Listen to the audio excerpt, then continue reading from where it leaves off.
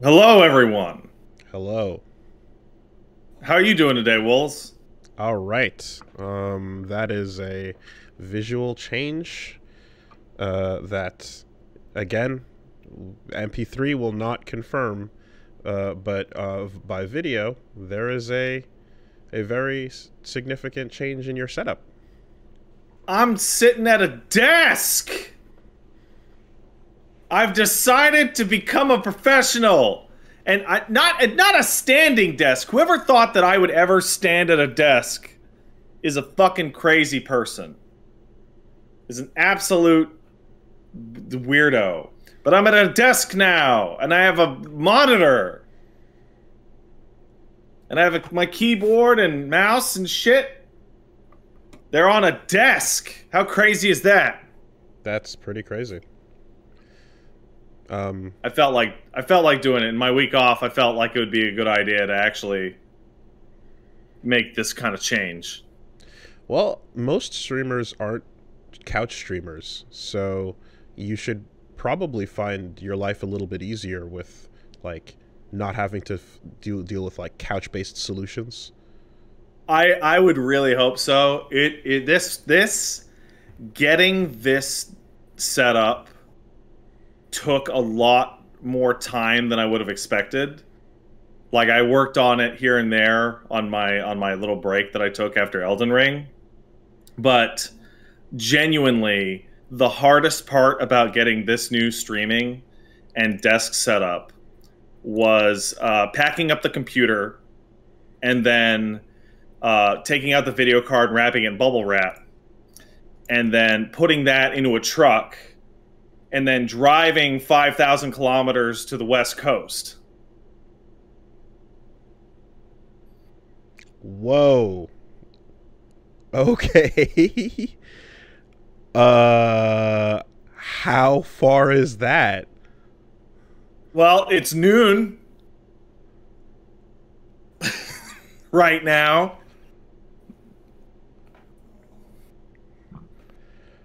Oh, okay. So last week we did the podcast, and in my heart and in Paige's heart, we were both giggling like idiots because everything outside the frame of this was gone or boxed up during that time. And as soon as the podcast ended, within an hour, men showed up to take away our things and put them away.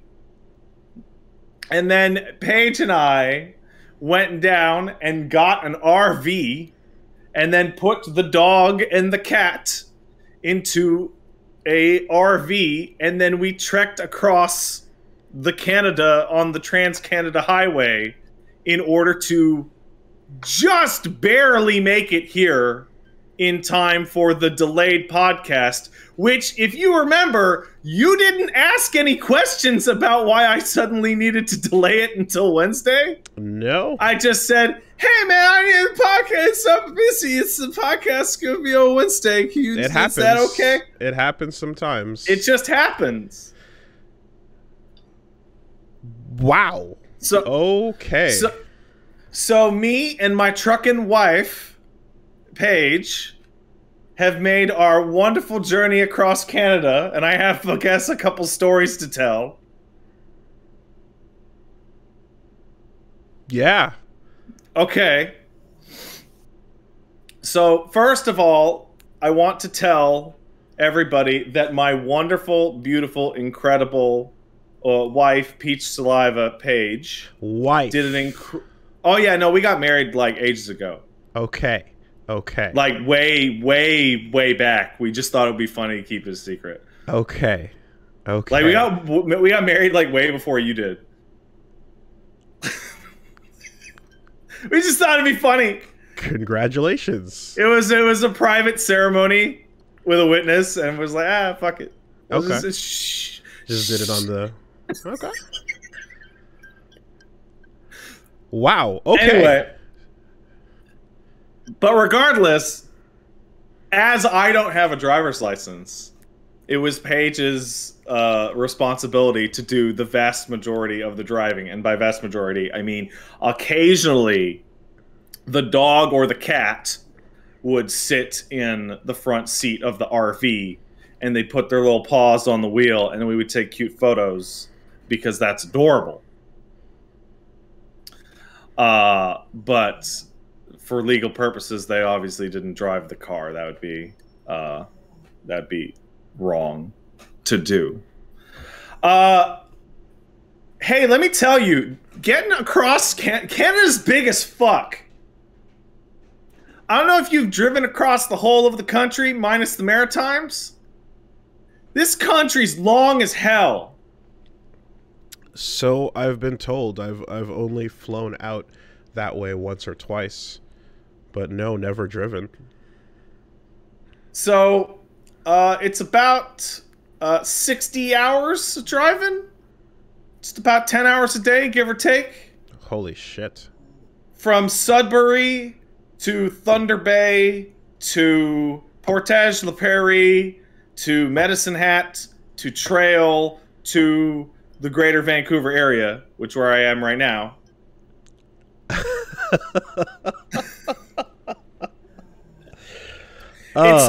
It's too bright to see right now because of the sunlight. But there's a tree behind me. There's trees back there. Vancouver. Oh shit! All right, I'm getting hot. I need to change my hoodie. Let me change my hoodie. But go on. So, the long and short of it, people who have been following me on social media for a while and Paige on social media for a while have been aware that we've been wanting to move out of Quebec for over a year now. Paige calls it the Quebexodus, which she just put it in the chat, which I think is a great name for it. But we wanted to move out of the province for a while, and it kind of accelerated back in October, November. If you remember the main characters of Quebec Twitter shenanigans, that was just wonderful. So we've been planning this for a long bit. Got a new house in the Vancouver area, sold the old house in the Montreal. Currently, this place is temporary. We're subletting from a friend of Paige's who lives out here because the people who wanted the old place wanted it now, and the people with the new place can't get out in the time period. So we're going to be hanging out here for a bit and then moving to the proper house in a few months. But yeah, we figured, you know, I'm going to assume you're going to say why Vancouver. It's nice out here. Mm-hmm. No, it's real nice out here. I would assume. I mean, I've heard much nice things about BC, and the weather and the, you know, general, yeah, the general pleasantness, depending on where you are. But I'm gonna call that the ultimate bit. Yeah, that is the final bit. We have been like laughing behind our eyes like maniacs and just like rolling around on the floor, losing it. Like, just nobody knows. My parents know, or knew.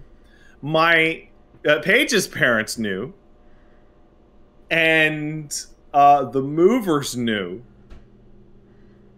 And like maybe 3 other people that had to know knew. Like a friend of mine who helped me with moving, getting some boxes. And that's it! Do you, just, I mean, out of curiosity, do you have any, like, fam out that way or any, No, everybody in my family, I have a pretty small family, all things considered. And they're all either dead or in Quebec. So the Okay. dead one. Oh no, I have living family in Ontario, but no, I don't have any relations out here. We have some friends out here. Okay. And I feel like nowadays everybody has friends pretty much everywhere. But no family relations. But if I need to see them, I'll just hop on a train or hop on a plane back over to Montreal. Okay.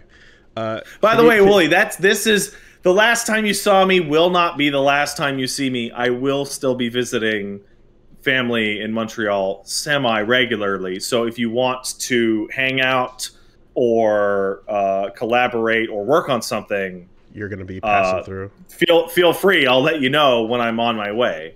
Okay. Can you hold on a second? Hey there. So,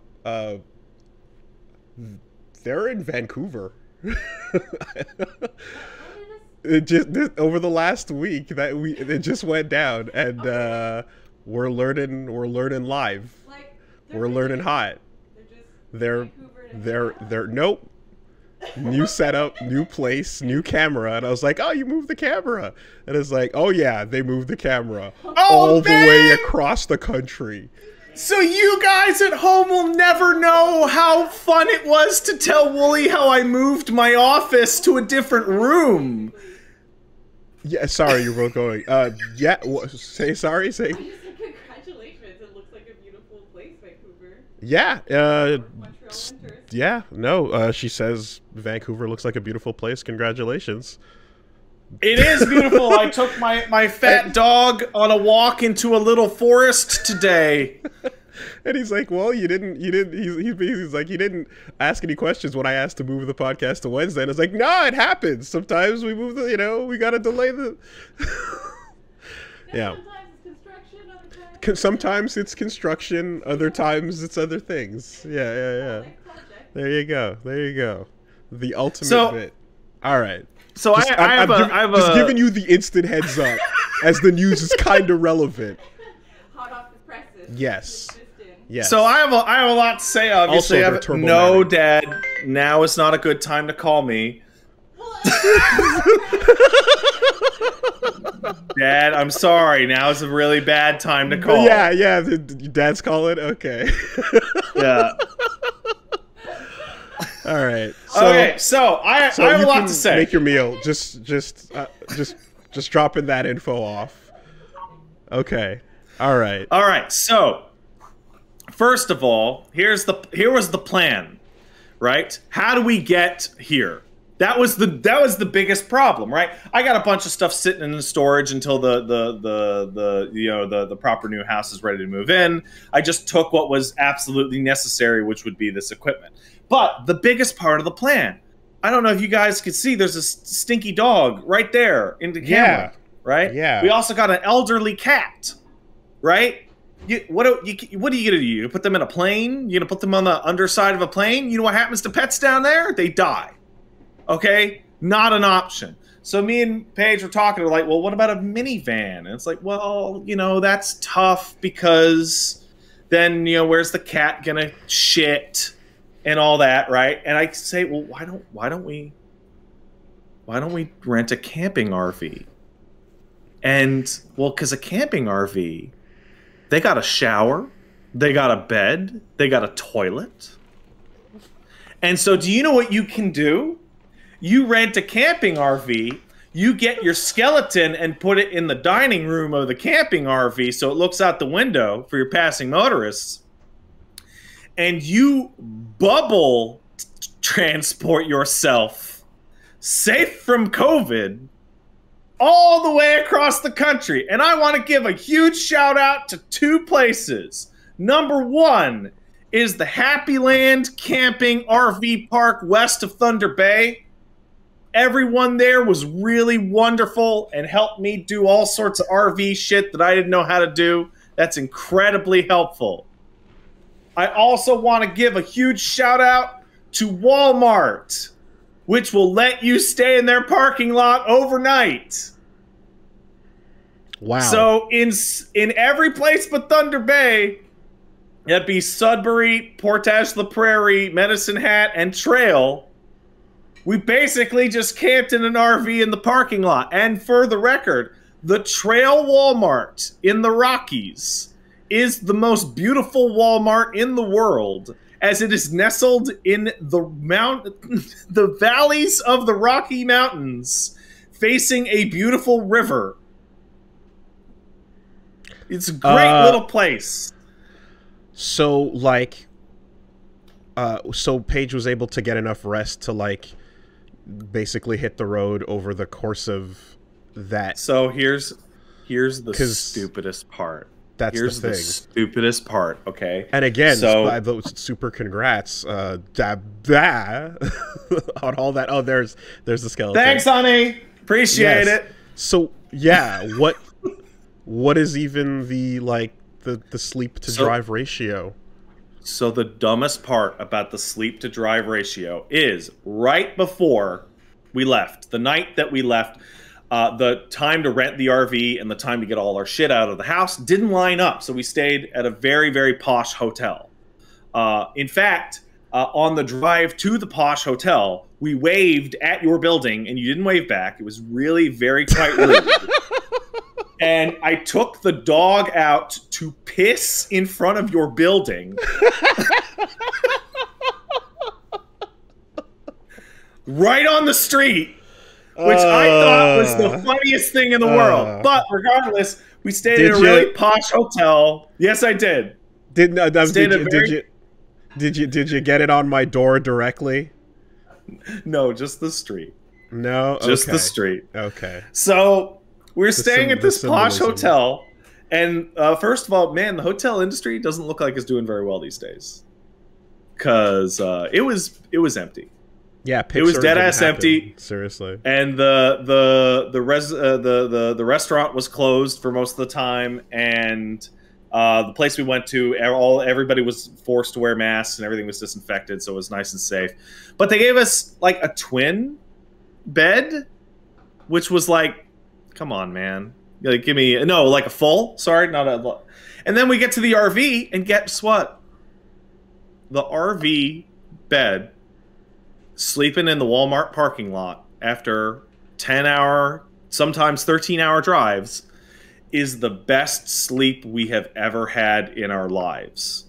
The most comfortable sleep we have ever had. Me and Paige are going to bed at 9:30 p.m., waking up at 6 in the morning, refreshed, ready to go for a full day of driving.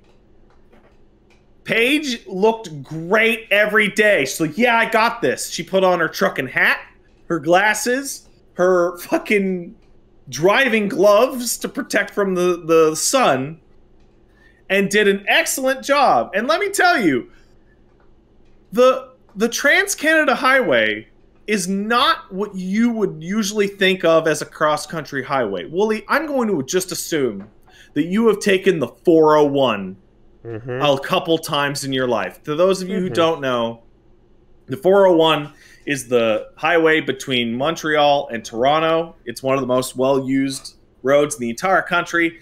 It's very well paved. It's alternating between 2 and 4 lanes, depending, right?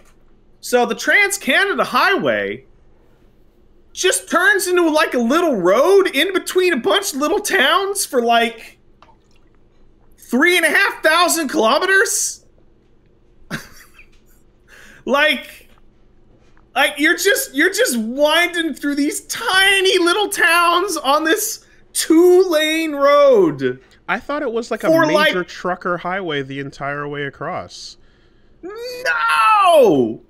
Now, it is a major trucker highway in that we saw many trucks, and we did encounter 1 fatal and 5 other accidents on our trip.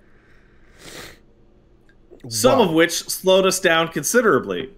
Like, from Quebec to Sudbury, it's pretty nice. Nothing to report.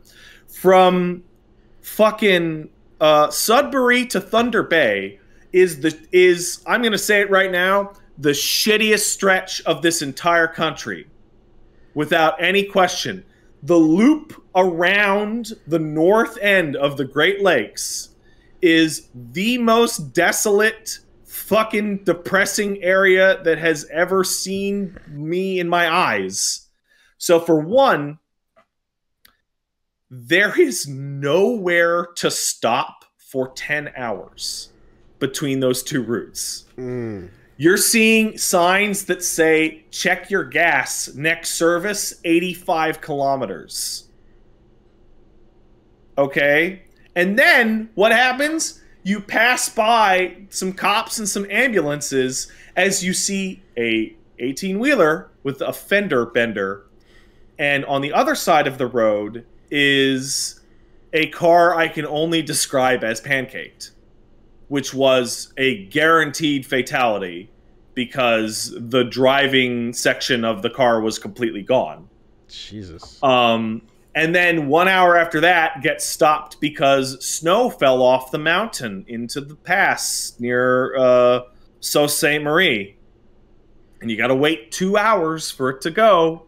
And then Paige, bless her heart, is driving around the north end of the Great Lakes in a snowstorm with freezing rain in the dark.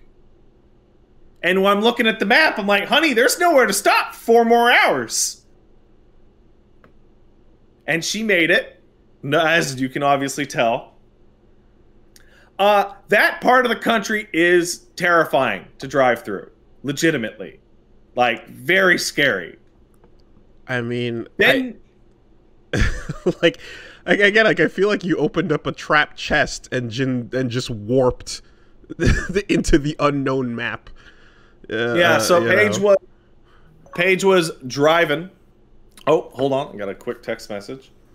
You gotta check that. It's noon over there, right? Oh, yeah. You know what? Yeah, it's noon. Yeah, it's the middle of the day. Paige just reminded me my text. Thanks, honey! A detail that I should mention when we talk about RV. So there's a couple different classes of RV. The RV that Paige was driving for the first time in her life was known as a Class C, which is 9 feet wide and 30 feet long. It is essentially a city bus. Which the lady at the RV place said, oh, don't worry, you'll get used to it in about an hour. And to her credit, Paige did. However,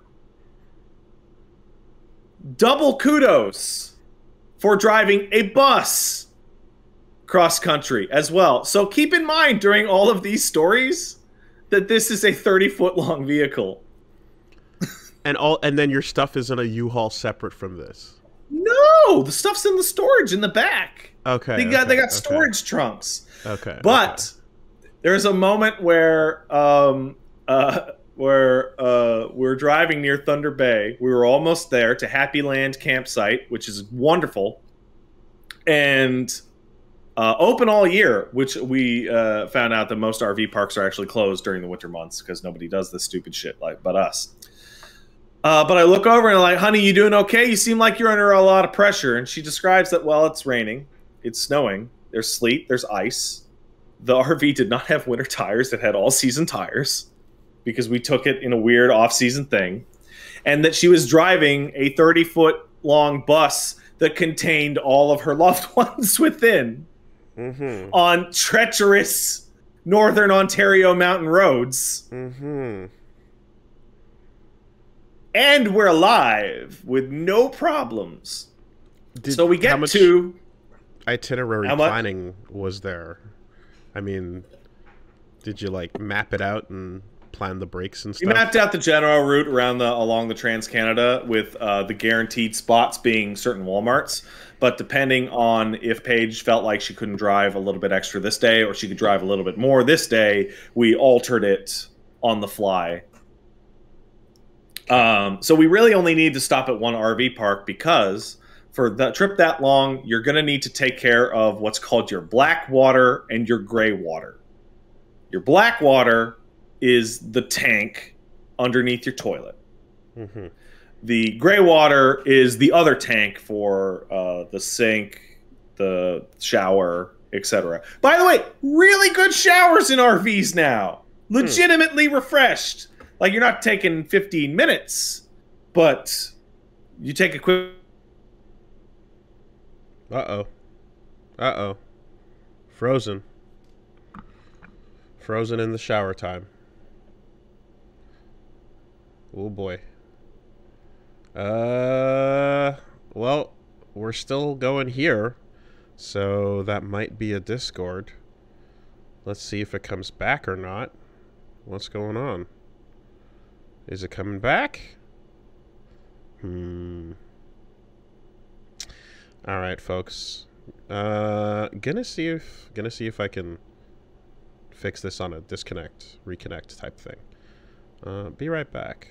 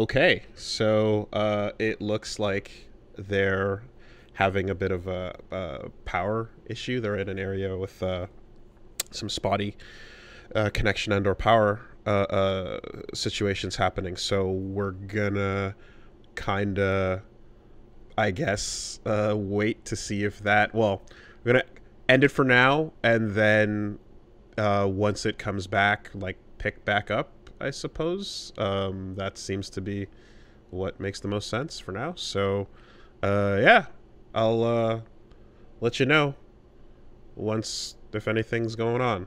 All right. We'll yeah, I'll be standing by to pick it back up if once that happens. So, cool. All right, everybody. We'll see you a little later.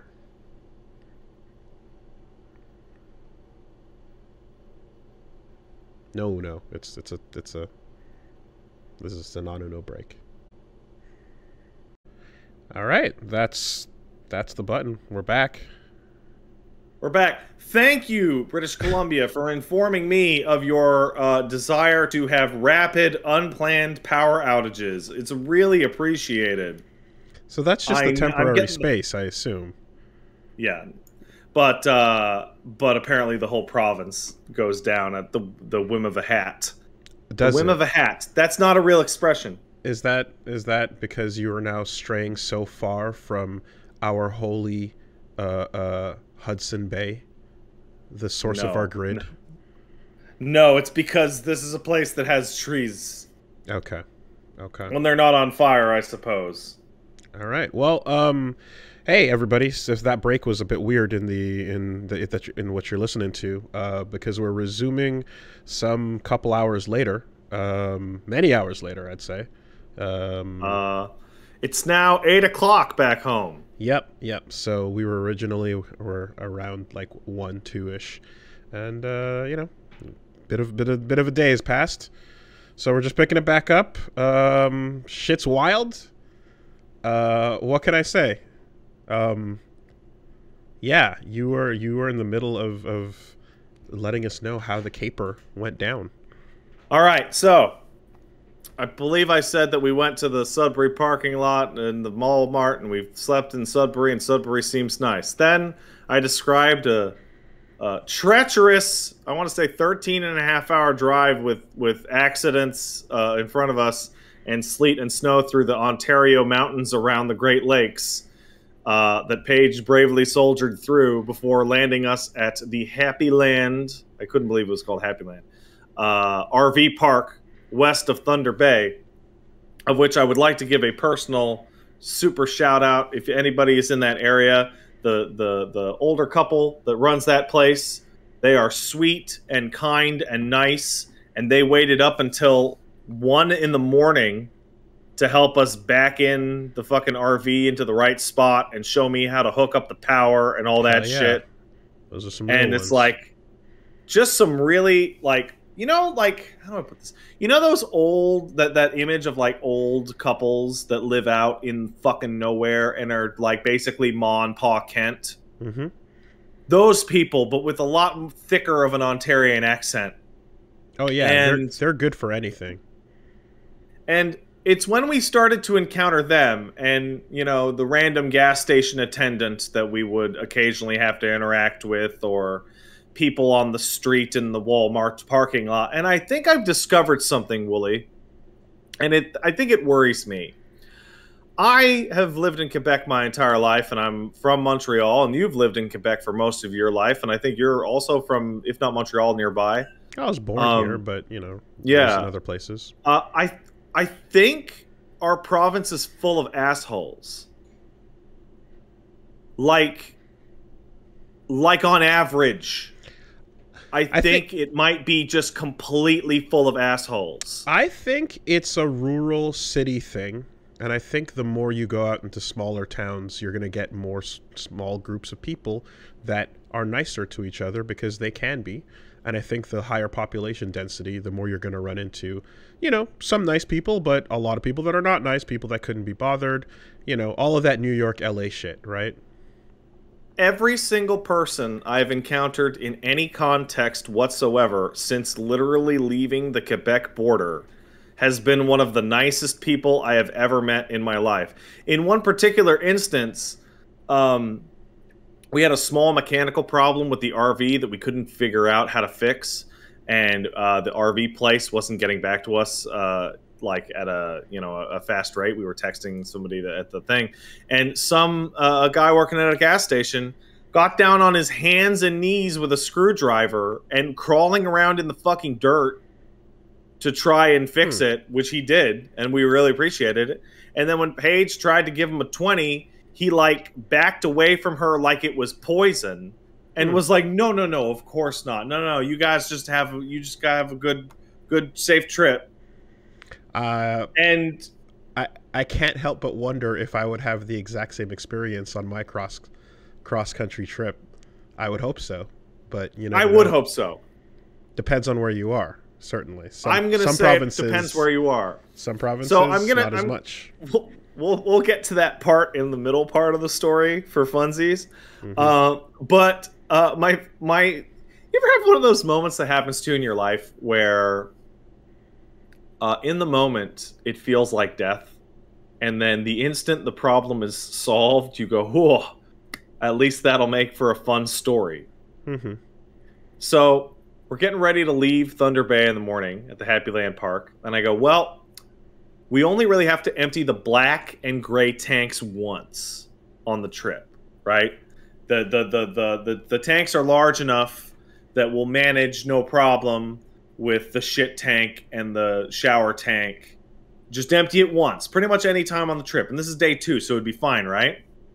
So I walk outside, and I got my keys, and I walk to the side of the RV pump, and there's the dumping spot. And what you do is you take a big old tube, and you put it in, and you yank a chain to empty it. And I put the key in to the little panel to open up the sewage compartment, and it snaps right off in my fucking hand. Clean. With the entirety of the end of the key still in the lock. Uh-oh. Which Paige said she could hear, despite the RFB being insulated and soundproof, she could hear me from inside. And it was just a deep, "Oh no," as I realized I may have destroyed the ability to take a shit. Yeah. For 5 more days of road tripping. This is a crucial moment. Only for the nice man at the Happy Land to come out with a pair of pliers. And we managed to open it. And then, so these things have like a major lock and then 2 non-locking, but they're like tabs that you turn to close it. Just went ahead and closed those 2 tabs and didn't bother relocking it at all. Because, fuck that. Did you thank the nice man for saving your poops? I did thank the nice man. And gave him a 20, and that took maybe 5 minutes of, "No, seriously, dude. Please. You have saved me. Please take this 20. And he, like, eventually, like, very, like, gingerly took it. Like, kind of embarrassed. But, like, I was like, "Oh, my God." Yeah. Dude, no. So, Punch Mom comes from that school of economic frugality in which, like, there is no paying back a thing that is owed, to the point where I would watch her and her mom have these moments where she gives her like a 20 or gives her some money for something. There's a small thing, like, "Oh, you got us all coffee. Here you go. I'll cover it." No, don't worry about it. And then a game of, we're going to just sneak it into each other's coat pockets when no one's looking. Yeah. And if I catch you that you did it, I'm going to re-sneak it back to yours. And it's like, this is insanity. This is absolute insanity. It's getting borderline hostile, you know? Yeah. So we then left Ontario and went through, in short order, Manitoba, Saskatchewan, Alberta. The order of which I now only know for the first time in my life because we actually physically traveled through them. Oh, yeah? You didn't have to learn that in school? I did, but, like, I'll be honest, the prairies are like geometric shapes, so it's really hard for me to remember. Manitoba has the saddest town I've ever seen in my entire life as we drove through Brandon, Manitoba. A city that looked like every single person on the street was one bad phone call away from suicide. A city in which you drive past what I can only describe as the smoke factory. Yeah. The 1,000-foot tall smokestack machine that just literally shits dirt on people's homes. I don't know anyone from Manitoba, and I don't know anyone who does anything but drive through it to get to other places. It's unfortunate that it's kind of a liminal province, but that's what it is. So, we didn't see anybody there, but I mean, I'm sure the people are real nice. I'm sure the people are real nice. As for Saskatchewan, we literally did not stop to get out of the car once. Drove completely through. And that as if it didn't exist. That's the slice, too. That's the symmetrical slice. The others have a little bit of rip on it, but Saskatchewan's the full top-to-bottom rectangle. I have nothing to say about Saskatchewan at all. And Saskatchewan has nothing to say about you. It is a thin province that you can drive through easily. Then we got to Alberta, which I will give a genuine piece of thumbs up to Alberta, and Ontario, and BC, and Quebec. As to my knowledge, of the provinces we saw, they're the only ones with signs that say, hey, you're entering the province. I was really genuinely weirded out when we sailed through Manitoba and Saskatchewan and did not see a sign that said, welcome to Saskatchewan or Manitoba. We just, at some point, I checked the map and was like, oh, we're 200 km into the province. Okay. So you hit that. We took a photo. Alberta actually has a spot you can stand in front of their big sign, welcome to Alberta. So we took some photos. And then I saw, we were looking for gas, and I discovered the Google business page of the first building I've ever seen in Alberta, of the Walsh gas station, which is currently having the Walsh Save on Gas COVID special. And on Google Business, the name of said gas station, the first building I saw in the province is, quote, please beware jealousy, prejudices, haters, same locals, racism, small town fake news propagandas, lies, look at the posts. We keep selling the cheapest gasolines to save you monies. And upon one Google search later, you find out that that guy's not allowed into the town because he was arrested for assaulting the guy who runs the gas station one over.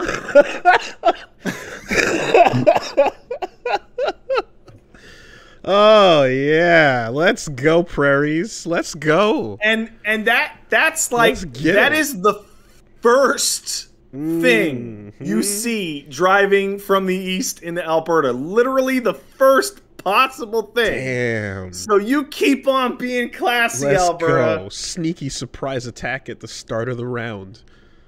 Yeah, that's good. Paige desperately wanted to stop for gas there, and I'm like, no. No, we're not gonna do it. Is he calling nuts? Is he giving a warning to the aforementioned people, or is he inviting the aforementioned people? He is angry at the small town fake news that tell him that he can't go to the small town for being a criminal because he attacked that guy because it's fake.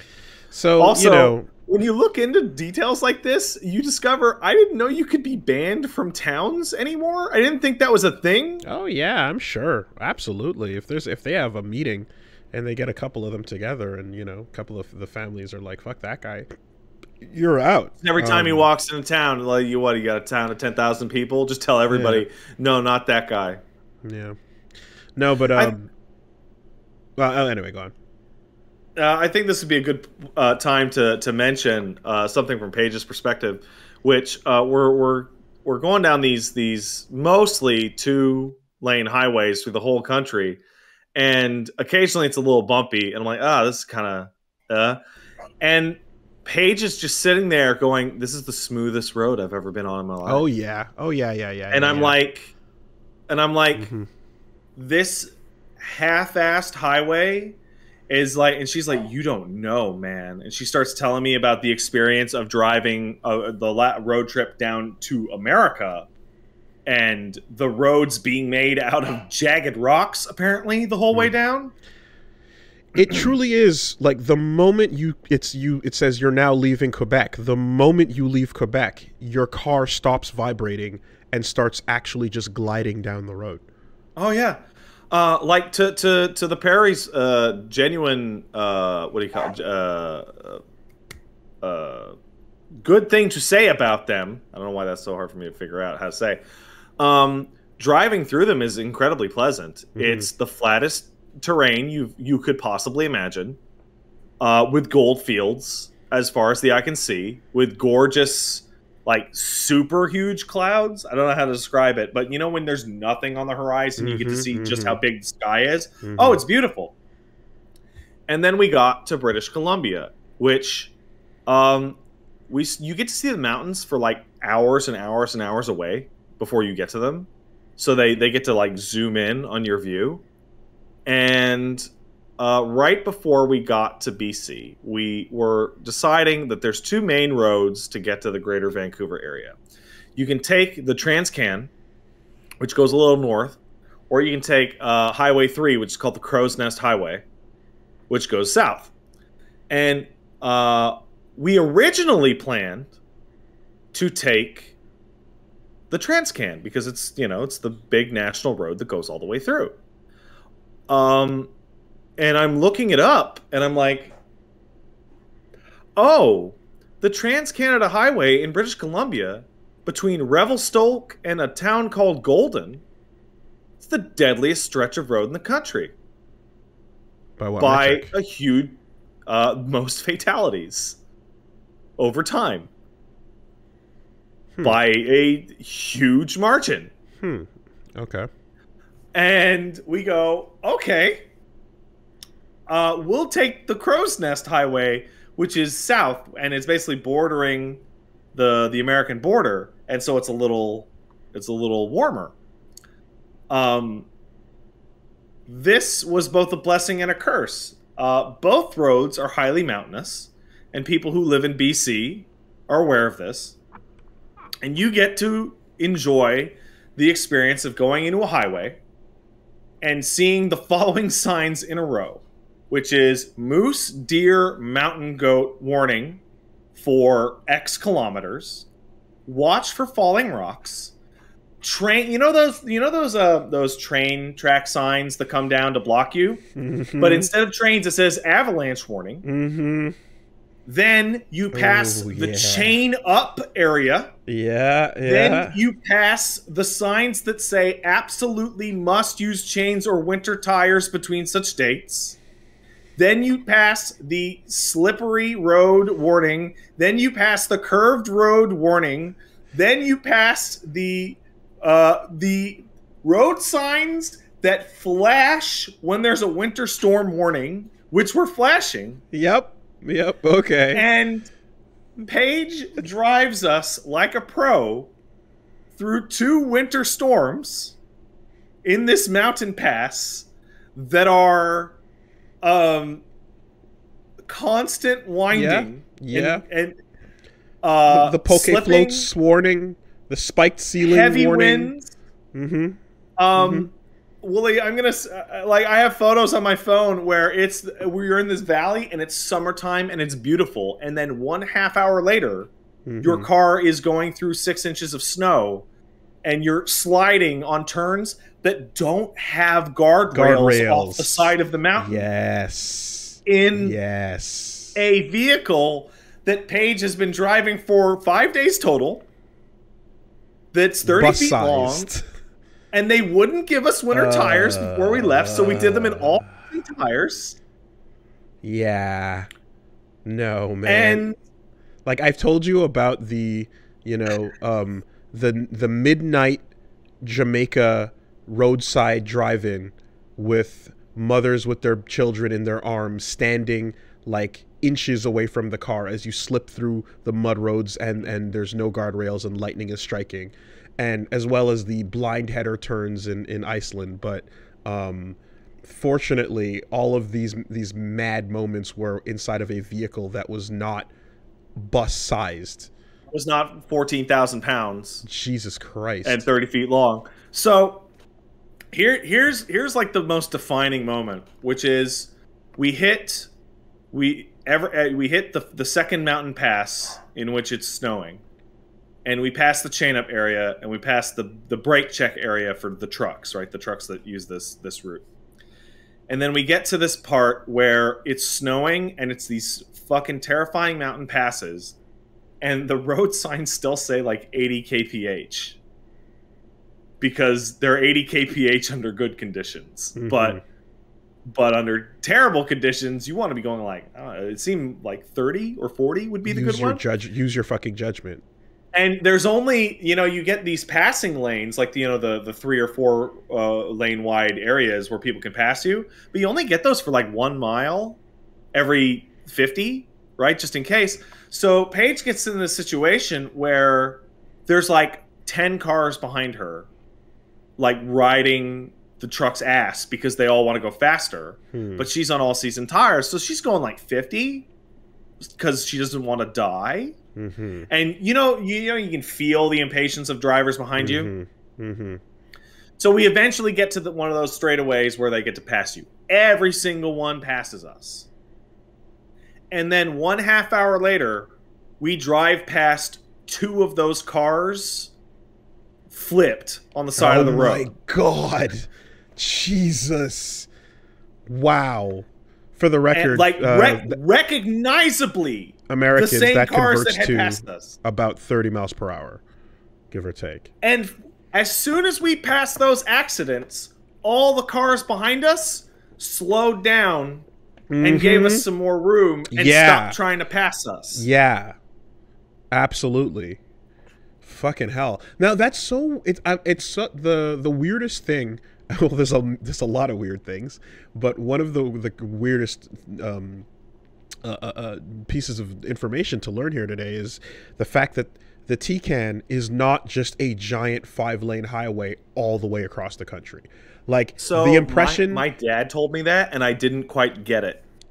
Because it's like we have a railway that just goes all the way across, and I assumed that the TCAN was exactly that, and it was one of the things that got shit done. Like, thank God we got the 401.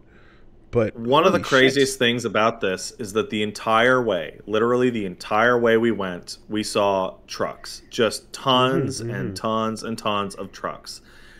And these guys were trucking as their primary profession down roads that were never meant for them for hours and hours and hours at a time. Ice road trucking?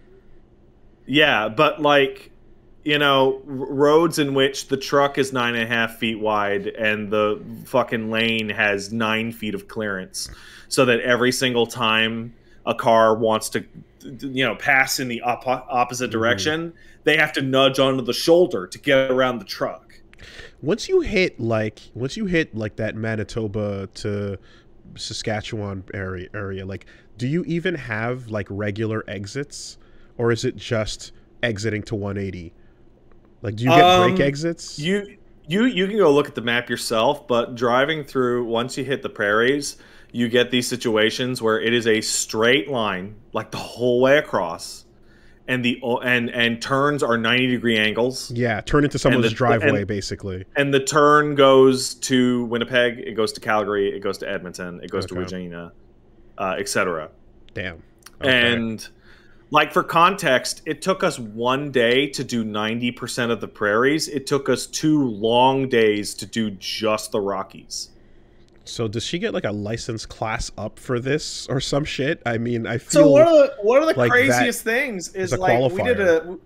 we got a class C, right? And that's not the biggest type. The biggest type you can get on a regular license is a class A, and a class A is like another 5 to 10 feet, and it is the legitimate complete size of a regular downtown bus. that you can drive on a regular license with no other qualification whatsoever. Man. Nothing. Not a class. Like, and like Paige did an incredible job. But like, if you drove a minibus, you know, like a short bus that's like a van that got converted into a bus that's like, you know, 8 feet long. You know those ones? That requires a specialty license because it's a passenger vehicle. But if you're driving what's a recreational vehicle, it could pretty much be as long as you fucking want. So the trucker hat wasn't for show. It was not for show. Damn. Like Paige had a moment in the prairies where she started to have to wear one glove on her left hand because she was getting sunburned on only the left side of her body. Yeah. That's trucking. That's the Teamster shit, yeah. Hit that CB radio. Breaker. This is mustard. Oh. And then we hit British Columbia, right? You get out of the Rockies and it's smooth sailing, and we come into like what looks like a monsoon, and I'm like, that's it. This is our new home, welcoming us as BC does with torrential rain out of nowhere. And then we finally made our way up to where we are now. But yeah, genuine shout out to the Trail Walmart in the middle of the Rockies, the only Walmart in the Rockies that will let you stay there overnight, as a gorgeous, picturesque Walmart nestled within mountains and a river. Absolutely beautiful, stuck between two Death Mountain passes. Now, make no mistake, I've seen other people attempt to sleep at Walmart overnight in their cars, and it doesn't always go so well. So not every Walmart is going to be as accommodating. There's a trick. Hey millennials, I've got a life hack for you on how to sleep in a Walmart. Are you ready? There's two parts to it. Step one? Step one. Look like you. Open up your smartphone, which you have because you're a millennial, and download the RV Parky app.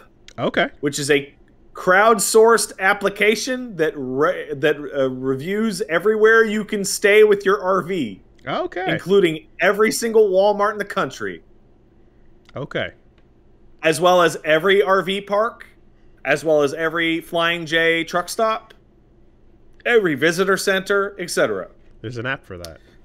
Step 2, once you've decided, we are going to say Medicine Hat, Alberta. They have a Walmart there. And the Walmart there has 4.5 stars.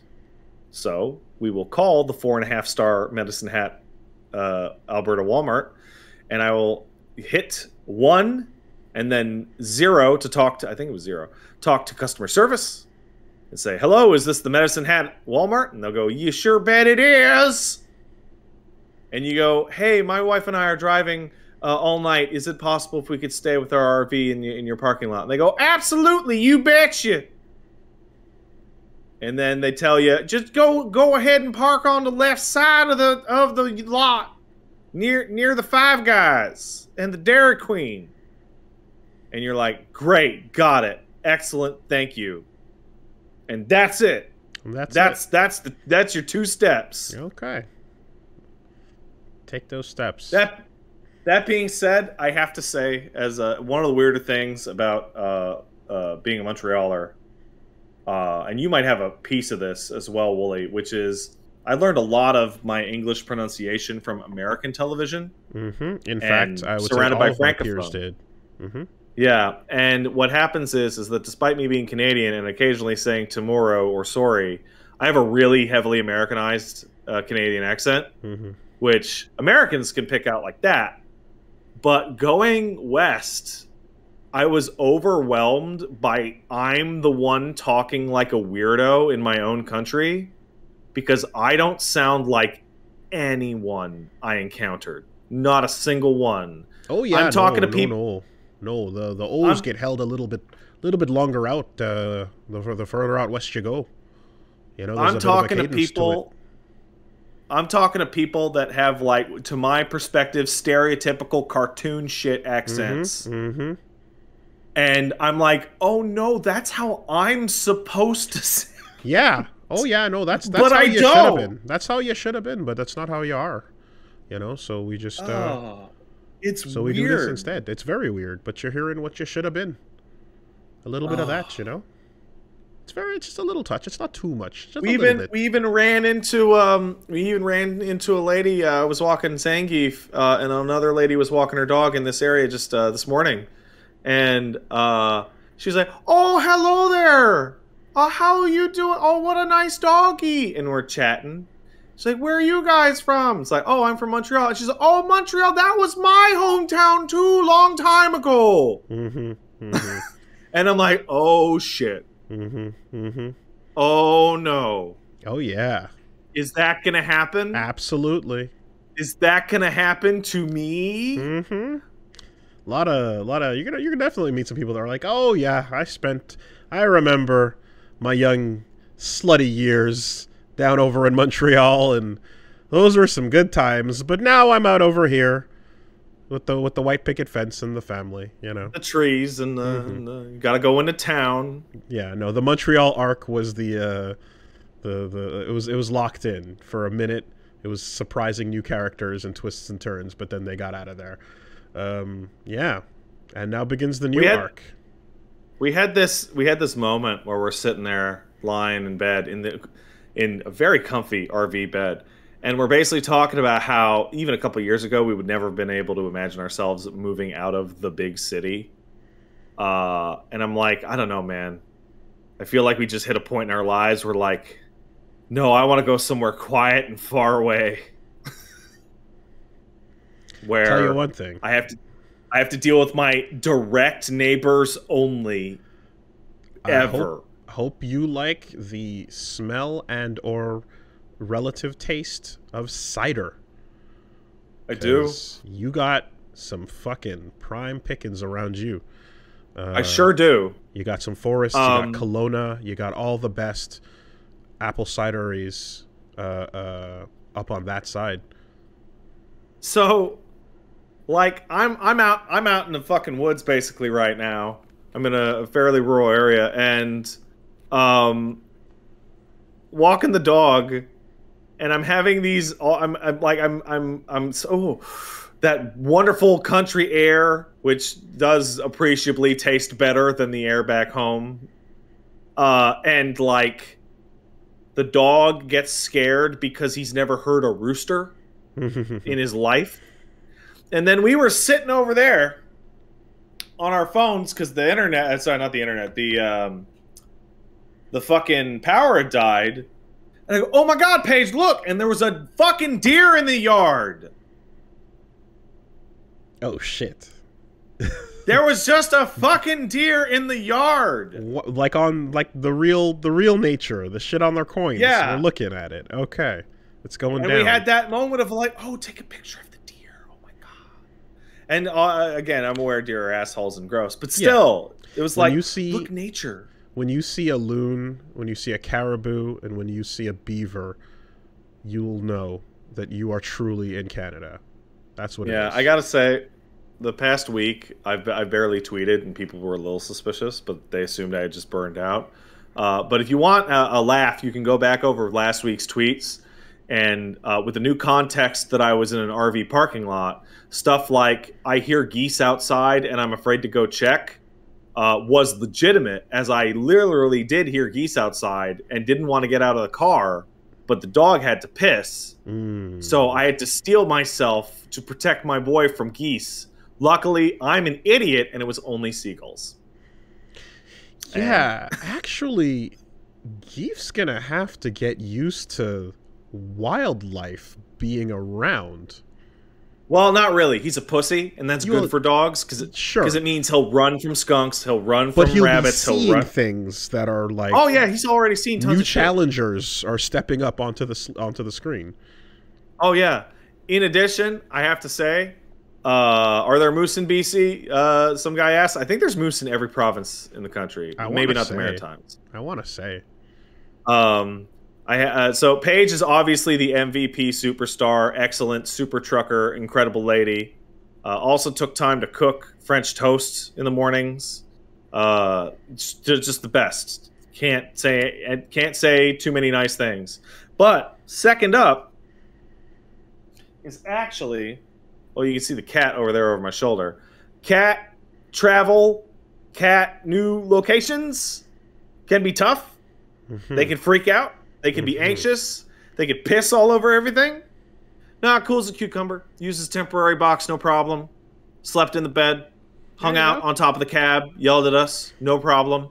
And what may be genuinely very surprising to those of you who've watched my streams and seen my stupid dog jump around and act like a moron, Zangief sat between us in the front cab, stone still leaning against one of us the entire trip, and then would go to bed when we went to bed. Didn't even so much as bark once. Okay. Apparently, bulldogs are genuinely excellent trucking dogs for this reason.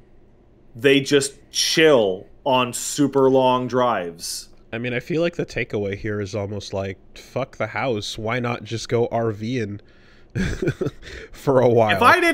If I didn't have a job that required me to do like broadcast shit, there'd be like a moment where we were renting it, going like, maybe we could do this. Could you just hook it up to the road and call in? Just boondock it and dump the fucking sewage into random people's yards and then run. I mean, look, like Tom Green was out on the road with his dog in a van, just broadcasting. You know, it's been done. It's been done.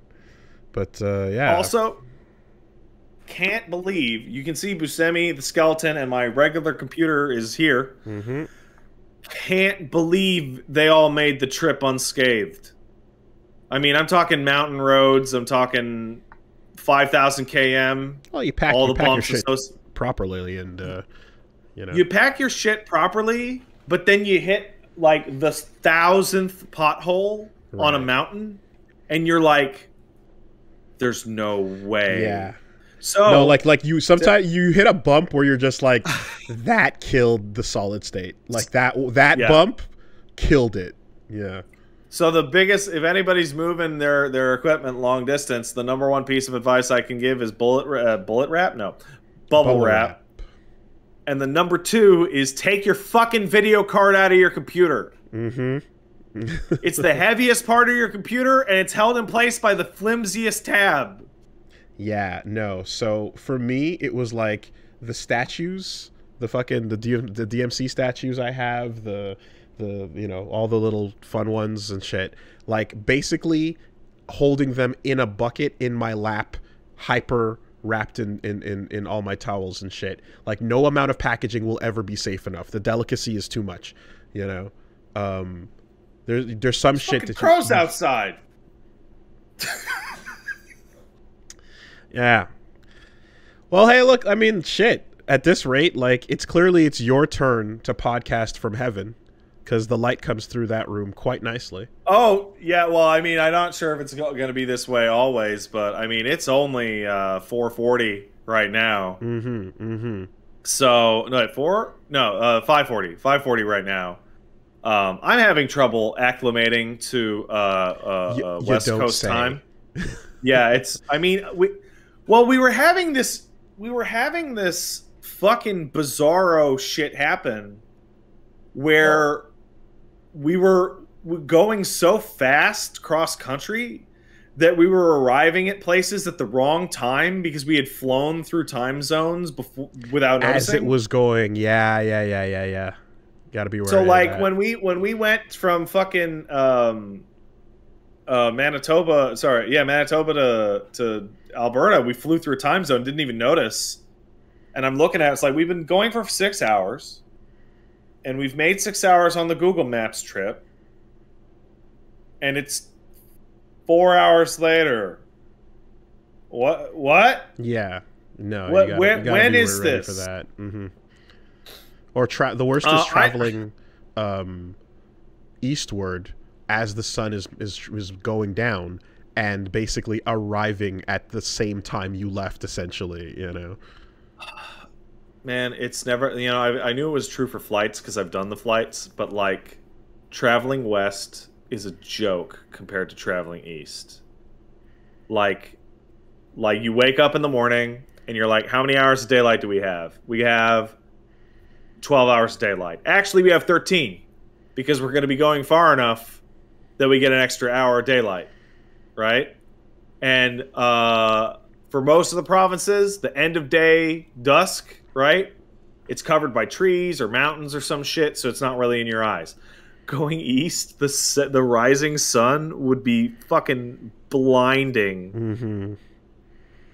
And it gets dark an hour, hour and a half earlier.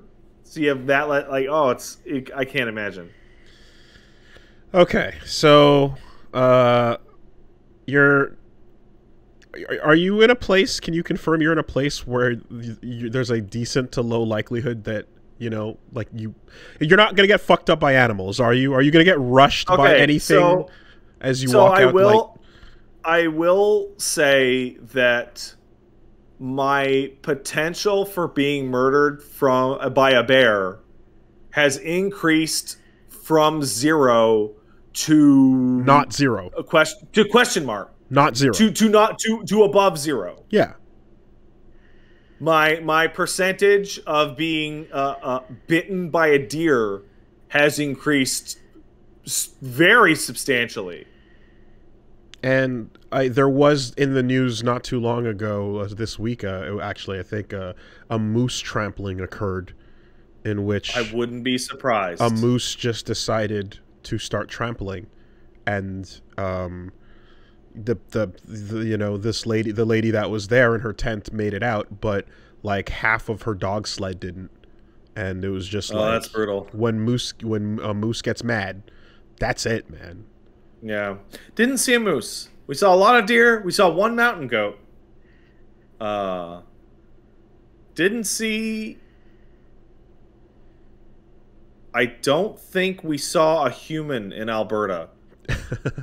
Okay. I'm thinking, like, people in their cars we saw. Did you see an oil rig? Because that is kind of like a person. Yes, we saw many oil rigs. We saw many, I don't know what they're, the drills, the oil drills. Yeah. Tilling away. Then you saw some rig pigs. This country's weird, man. I don't know how it is in the States. I'm not as familiar with their geography, but Canada is a bowl. It is a flat center that looks pretty much the same for like 3,500 km, and then cool mountains on either side, and the mountains on the left side are way cooler than the mountains on the right side.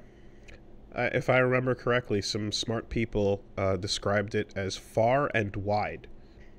Yes, indeed. It's also wild because when you're going through the Crow's Nest Highway in BC, you get into these very bizarre things where your phone keeps telling you "Welcome to the United States." Yeah, it's hitting those towers. Because you're hitting cell towers that are in Washington and Montana. But you're looking over and there's a river like in a little valley like 30 feet to your left, and I'm looking at the map. I'm like, that river's in the U.S.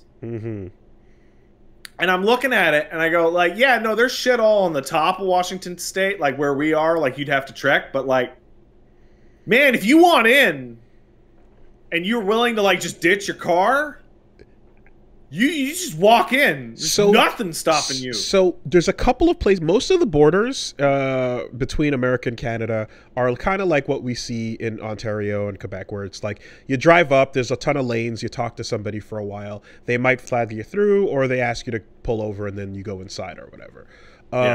But and then there's some areas where it's just like, that's a bunch of thick fence and a bunch of brush, whatever, you know. But there are legitimately spots of the border where there is a town like on the line, and there's a park, and you can just walk up and stand in the park, and if you walk forward one step, you are now in Canada. You are now in America. And these are known because like there's areas where like whenever you see one of these parks, you'll often see some tents nearby where people who are legally not allowed to leave their country will see family, and in some cases couples who need some alone time will just set up a tent on the border, and everybody knows what those tents are for. You know. Well, Vancouver's area is extra weird because upon making the final decision, one of the things that very strongly confused me about the greater Vancouver area is that I did not take my geography classes as seriously as maybe I should have in high school, because the island off the west coast of British Columbia that I had spent my entire life calling Vancouver does not contain the city of Vancouver. It's on the main island. It's Vancouver Island that has Victoria on it, and Nanaimo, which is actually the capital. And Vancouver is actually on the coast, not on Vancouver Island, where I had thought it was up until about a year ago. Yeah. No, it's fine. Look, Paris, Ontario. You know, Jamaica, New York. Like it's a weirder than that. Like Seattle is like right there. It's like right there. It's like Ottawa's distance away from Montreal. And on top of that, in terms of weirdness, is that if you want to get over to Vancouver Island, apparently you have to take a boat. They don't have bridges. And the boat goes through the U.S. waters. Interesting. Okay. So, like, I'm looking at the map, and I'm like, how do you get to Vancouver Island? And I'm looking at it, and the U.S. border is this massive, jagged spike up into the in-between. The ferry, or yeah, it's the ferry. It has to go right through. And I guess we're just going to be cool with it, because America's our friend. Also, there's the big road to Alaska that, like, Americans need to go through that you can't avoid if you're trying to... Oh, the big road to Alaska that the fucking BC cops were like, I swear to God, if we find you camping on the side of this shit, we will freak out and fucking keep going, you motherfuckers. You're Americans going to America. Don't you dare stop. Yeah. That you have a free pass to use this road, but you don't no staying. It's very pretty. Fucking keep going. Don't even piss. Yeah. Oh, what a absolutely fascinating fucking journey. Yeah. And I have a few tips for anybody who wants to make this trip, or any big ass trip of this, which are probably common knowledge. So Google Maps is incredibly helpful, very useful. Gives you the little map. It helps you do things. Don't look up anything on Google Maps for the entire day while you have your route planned. Because when you go to look up something else, like, I don't know, where's this in some other place, because you're curious, and then you go into the mountains and you fucking lose your bars and you can't recalculate the fucking route that you were just on, you feel fucking stupid as shit. And that's where I can say, with New Zealand and Iceland, you create your route, you make sure it's saved as a local place, and you download that shit onto the phone so that it updates the whole area and has it for offline browsing. Well, I will definitely do that in the future. Yes. You have to save it as a local route. I could not find the download map button. I still don't know where it is. It's crucial. We also had a paper map, and I had been staring at the map for hours and hours so I could remember how we were going regardless. But there were definitely moments of like, oh, God damn it, now I got to do this the old-fashioned way, like some kind of chump. Can't just teleport to your graces. Yeah, pretty much. And number 2 is if the road is icy, slow down. We encountered 6 accidents.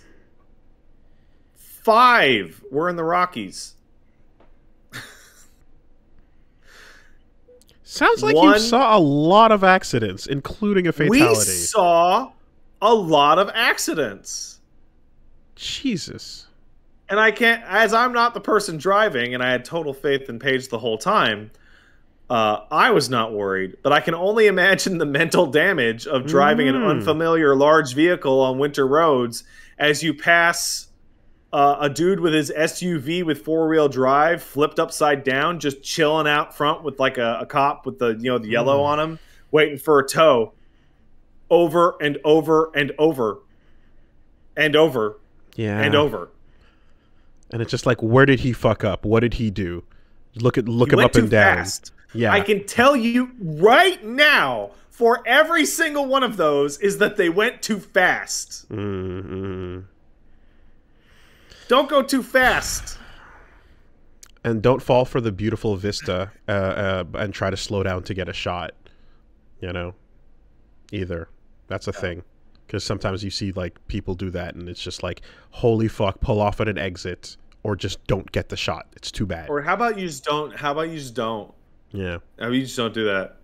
If you don't have a passenger in your like, I took some shots out the window because I was the passenger. Yeah, I didn't have to drive, and Paige didn't alter her driving at all. I was like, I'm gonna get this shot, and she's like, cool.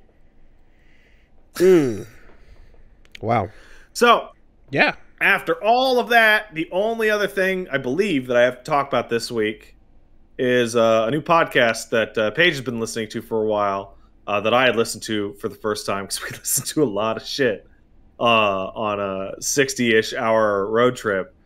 And that is, it's a British podcast that you might have heard of. Apparently it's very popular, and it's called My Dad Wrote a Porno. No. You have not heard of this? I have not heard of this. So, three British pals from college discover that one of their dads has, in his retirement, decided to start writing porn. Like books of porn, and selling them on Amazon. Okay. Under the alias Rocky Flintstone. And the first book is called Belinda Blinked. And they go through it line by line, word by word. And it is the fucking most embarrassing, cringe-ass old man creepily writing a porno shit in the world. In addition to the fact that they keep having to stop because it's this dude's dad. Is he in on it? He is no. So he's aware of the podcast and subsequently wrote way more books. And is like, oh no, like, I love writing my pornos. They're like, there's the line that took me out of my. There is a whole world, a whole fucked up world of like Amazon published only erotica that just comes like out of nowhere, and like once you find one, it's never just one, it's always down the rabbit hole. And like you're literally like, just literally yesterday I was listening to a show where they found like basically just like erotica for the hood. Okay. Starting with and this, the book series of which there are many. The opening one starting with Pastors Eat Pussy Too. And you launch into the genre from there. So there's always more. So it's just this weird combination of this old Irish man not knowing how to write anything sexy, constantly using weird juxtapositions of vulgar and like medical terminology, and like the worst possible metaphors or similes conceivable, such as like constantly referring to how breasts would drape or hang, and how nipples, the size and hardness of the rivets that were placed upon the fateful downfall of the Titanic. And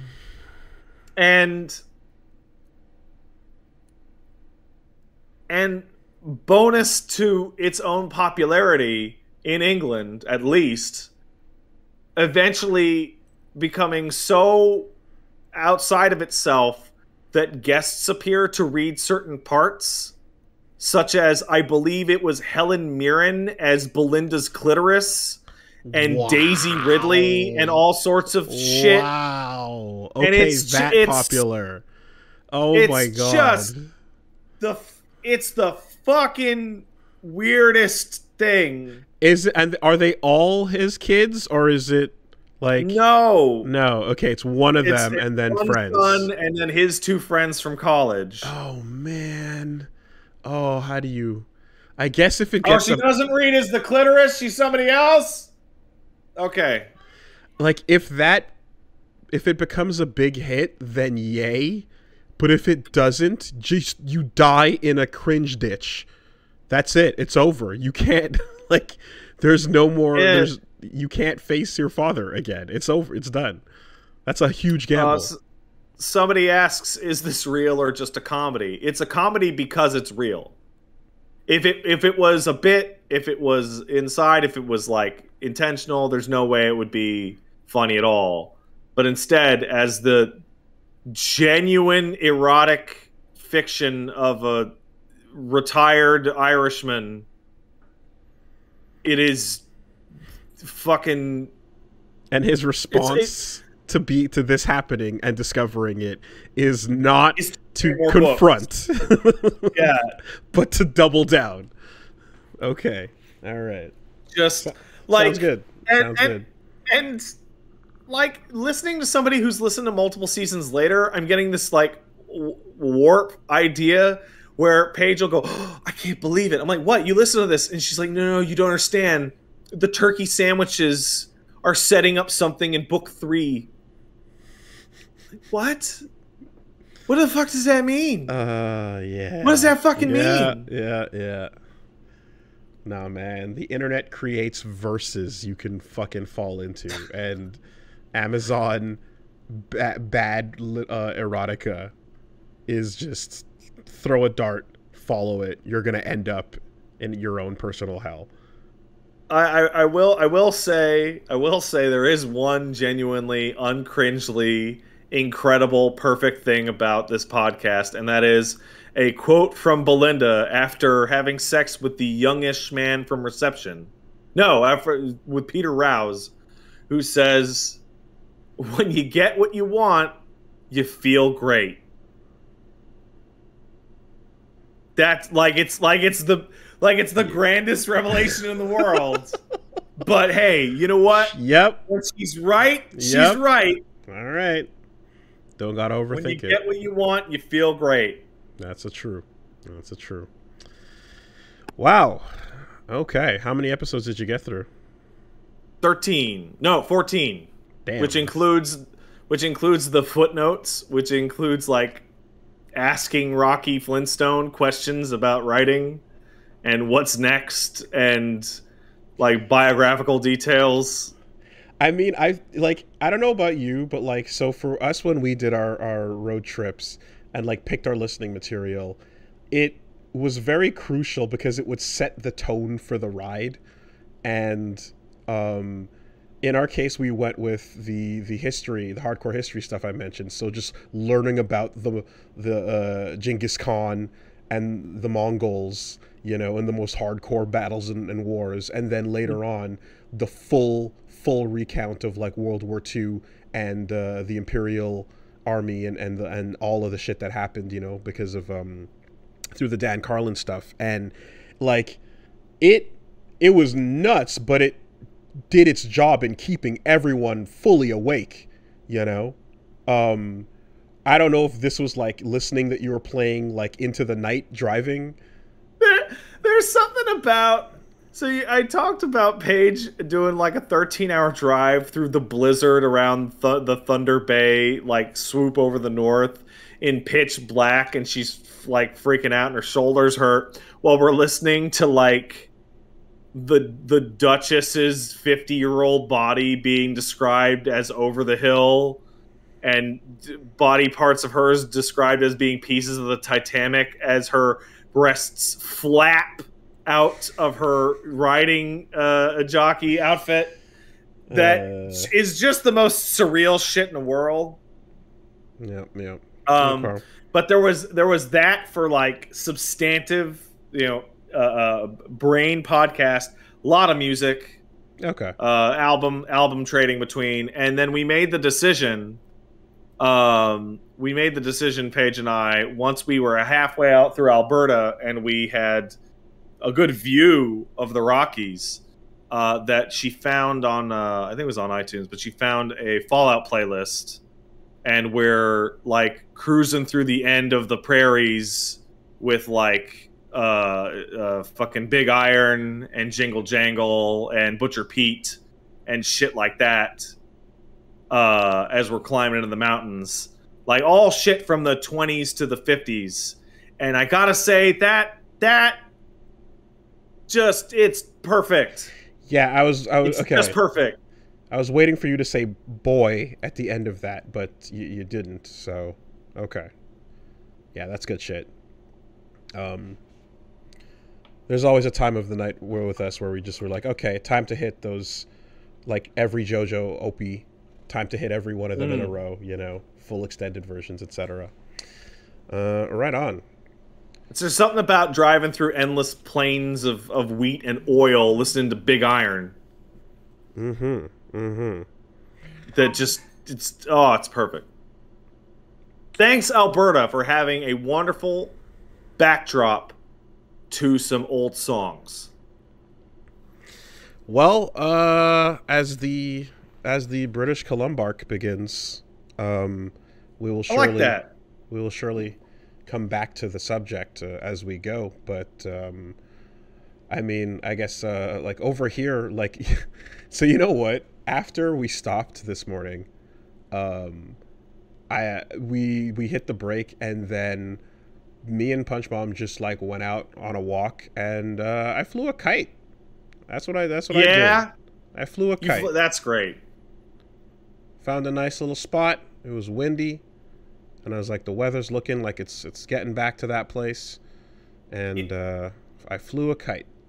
It's funny that you mentioned that, because when we were on Twitter at some point, we were looking at one of your tweets, and your background is you flying that kite. And me and Paige were just sitting there going like, God damn it, Willie looks so fucking happy flying that kite. It makes me real happy. It's super And I'm fun. sitting there going like, I think it's like when you seem to be flying a kite, and the photos of you flying kites seem to be the happiest moments you have ever seen that I have personally witnessed in my life. World can fuck right off. I'm flying a kite. Next time you guys become some swing through, you should come fly a kite with me. I'll show you how fun it is. It's really fun. I will fly a kite. However, I worry that the kite will fly me. The kite can fly you. There's sizes you need to be careful of, and I wish this was actually a joke. It's not. I have kites that are actually a danger. Yeah. But there are some that you don't need full grounding for that would be okay. But I'm telling you, it's a good time. So I got a kite fly in there today, and I'm feeling pretty good about it. It has me good for you, man. And yeah, and I guess there's still a podcast and some video games to talk about, although it's like, I don't really have any video games to talk about. Well, I was gonna say, I'm like, life is occurring, and when life occurs, it's hard to go back to any of this nonsense. And the only game I played this week at all in any context was Runeterra on my phone on occasion. It was fun. It was fun Yeah. cards. Scout decks are back in. Yeah, no, it's there's it's quite clearly by the wayside for this kind of event. But things are still going great with Elden Ring and FF6, and I look forward to how that's going to play out. I've decided, after one too many thorough boss melts with the Moonveil, that I'm putting the Moonveil away. It's too much. The temptation is high, and I accept how fucking good it is, but I'm like, you know what? It's a bit much. I'm gonna find my Who'd you fun melt? elsewhere. I melted the Everjail with the I don't know what it was. He didn't get to do a move. It's the Everjail right next to the Carrion manor. And he literally didn't get to do any of his moves. Oh, I know that guy. So that guy's a pussy. Fair enough. That was not Onyx an Lord. issue with your weapon. That dude's a pussy. Okay. And then I had a couple other fights that also were, not that bad. Like they weren't, I didn't even see the move list bad, but they certainly were.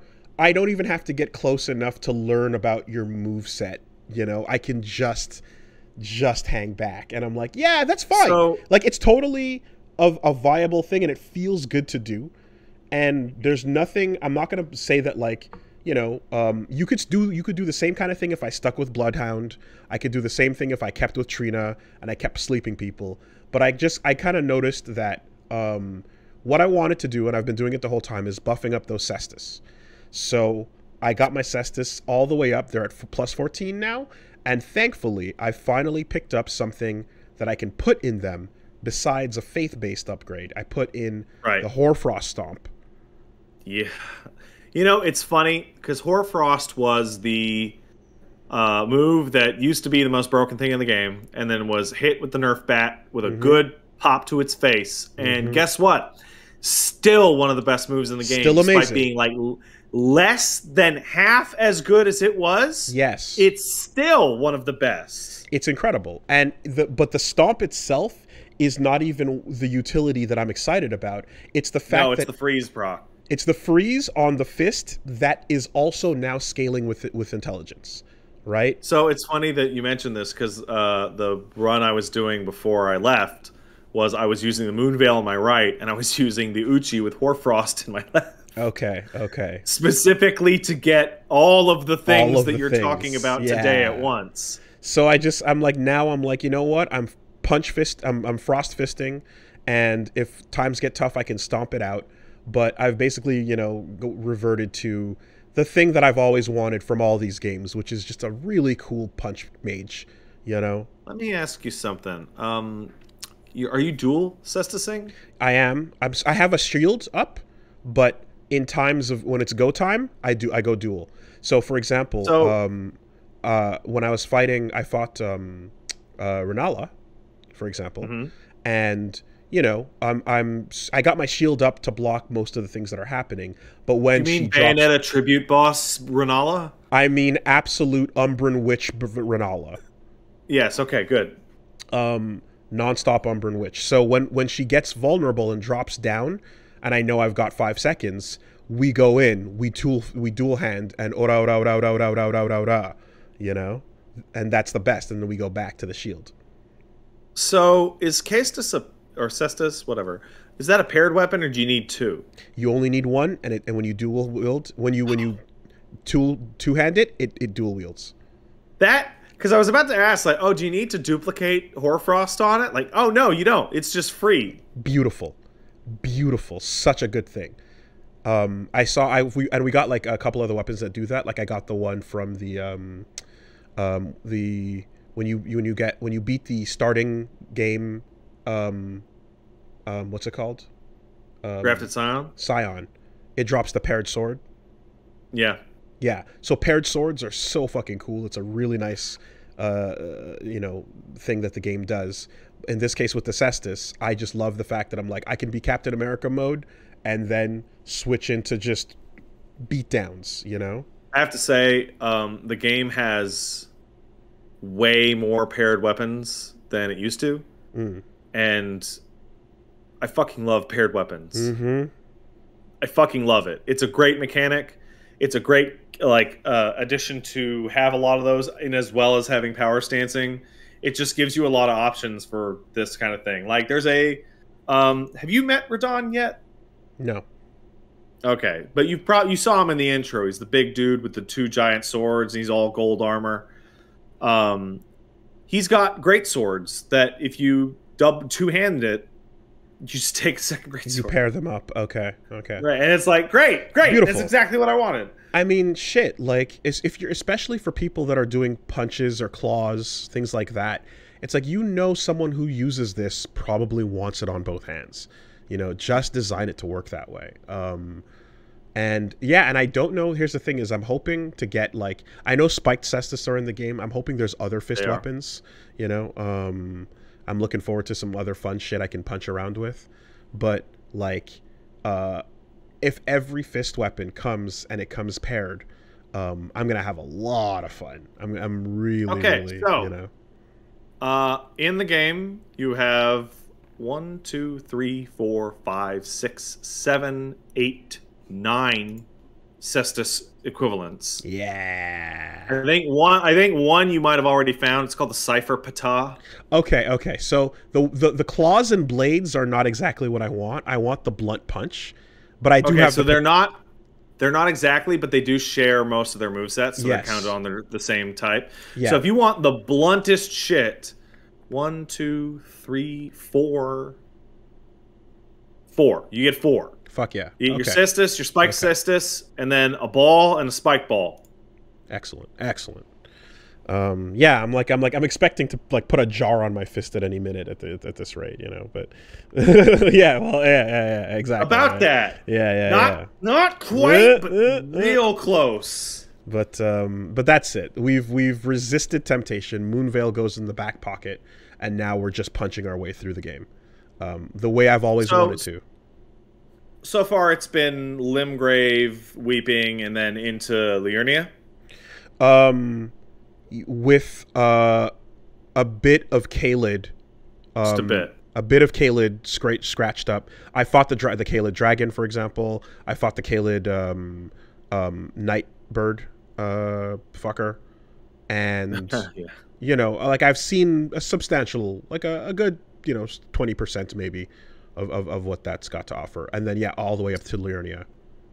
So about you melting bosses, that's going to happen all the way through. Once you hit about the halfway point, the game, there's a spike I hear.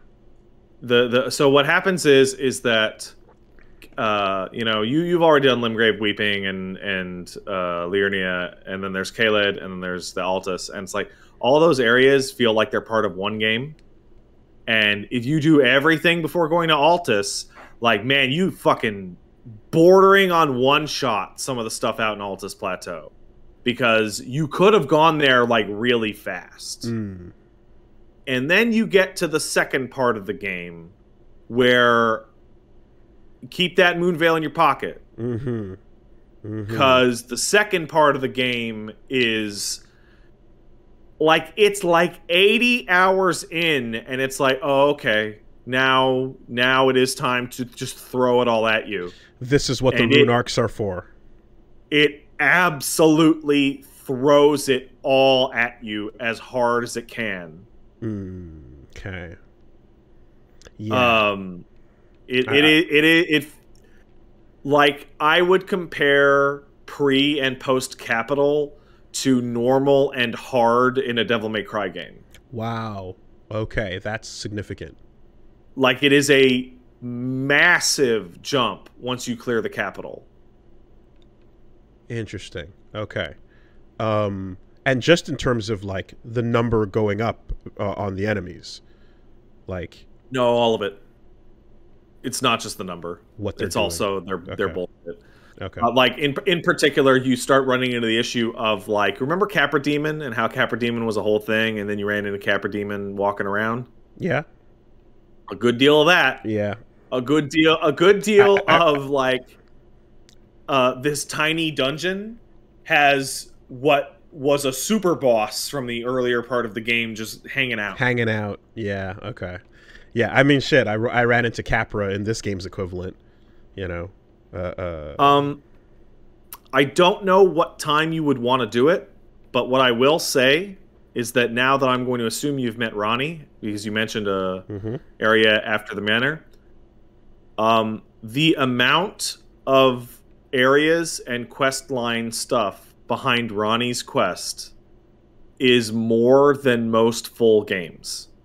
Oh shit. And it is optional. When Ronnie's like, hey, figure out how to do this. Yeah. Go fucking figure it out and fucking do it, because it is legitimately it is like more than the entirety of Dark Souls 1 as a side quest. Okay. Now, but is that stuff all is there a point at which you cannot do it anymore? No. Okay. Because so far, I met with her, I met with the crew, and then she's like, when you're ready, go find the boy and go downstairs, you know? Hey, her crew fucking rules. Do you want to hang out with the greatest NPCs you've met so far? And this asshole? Yes. And this one dickhead? Yeah. Yeah. It literally, and you know, it's like, oh, what do we find out about them? Oh, you guys are the fucking Team 7 Naruto trio from childhood? You want to roll? Okay. Yeah. So I'm waiting to go back that way. But I'm looking at it as a whole departure that, you know, I'm back. I was back burnering it until I hit more mainland, you know.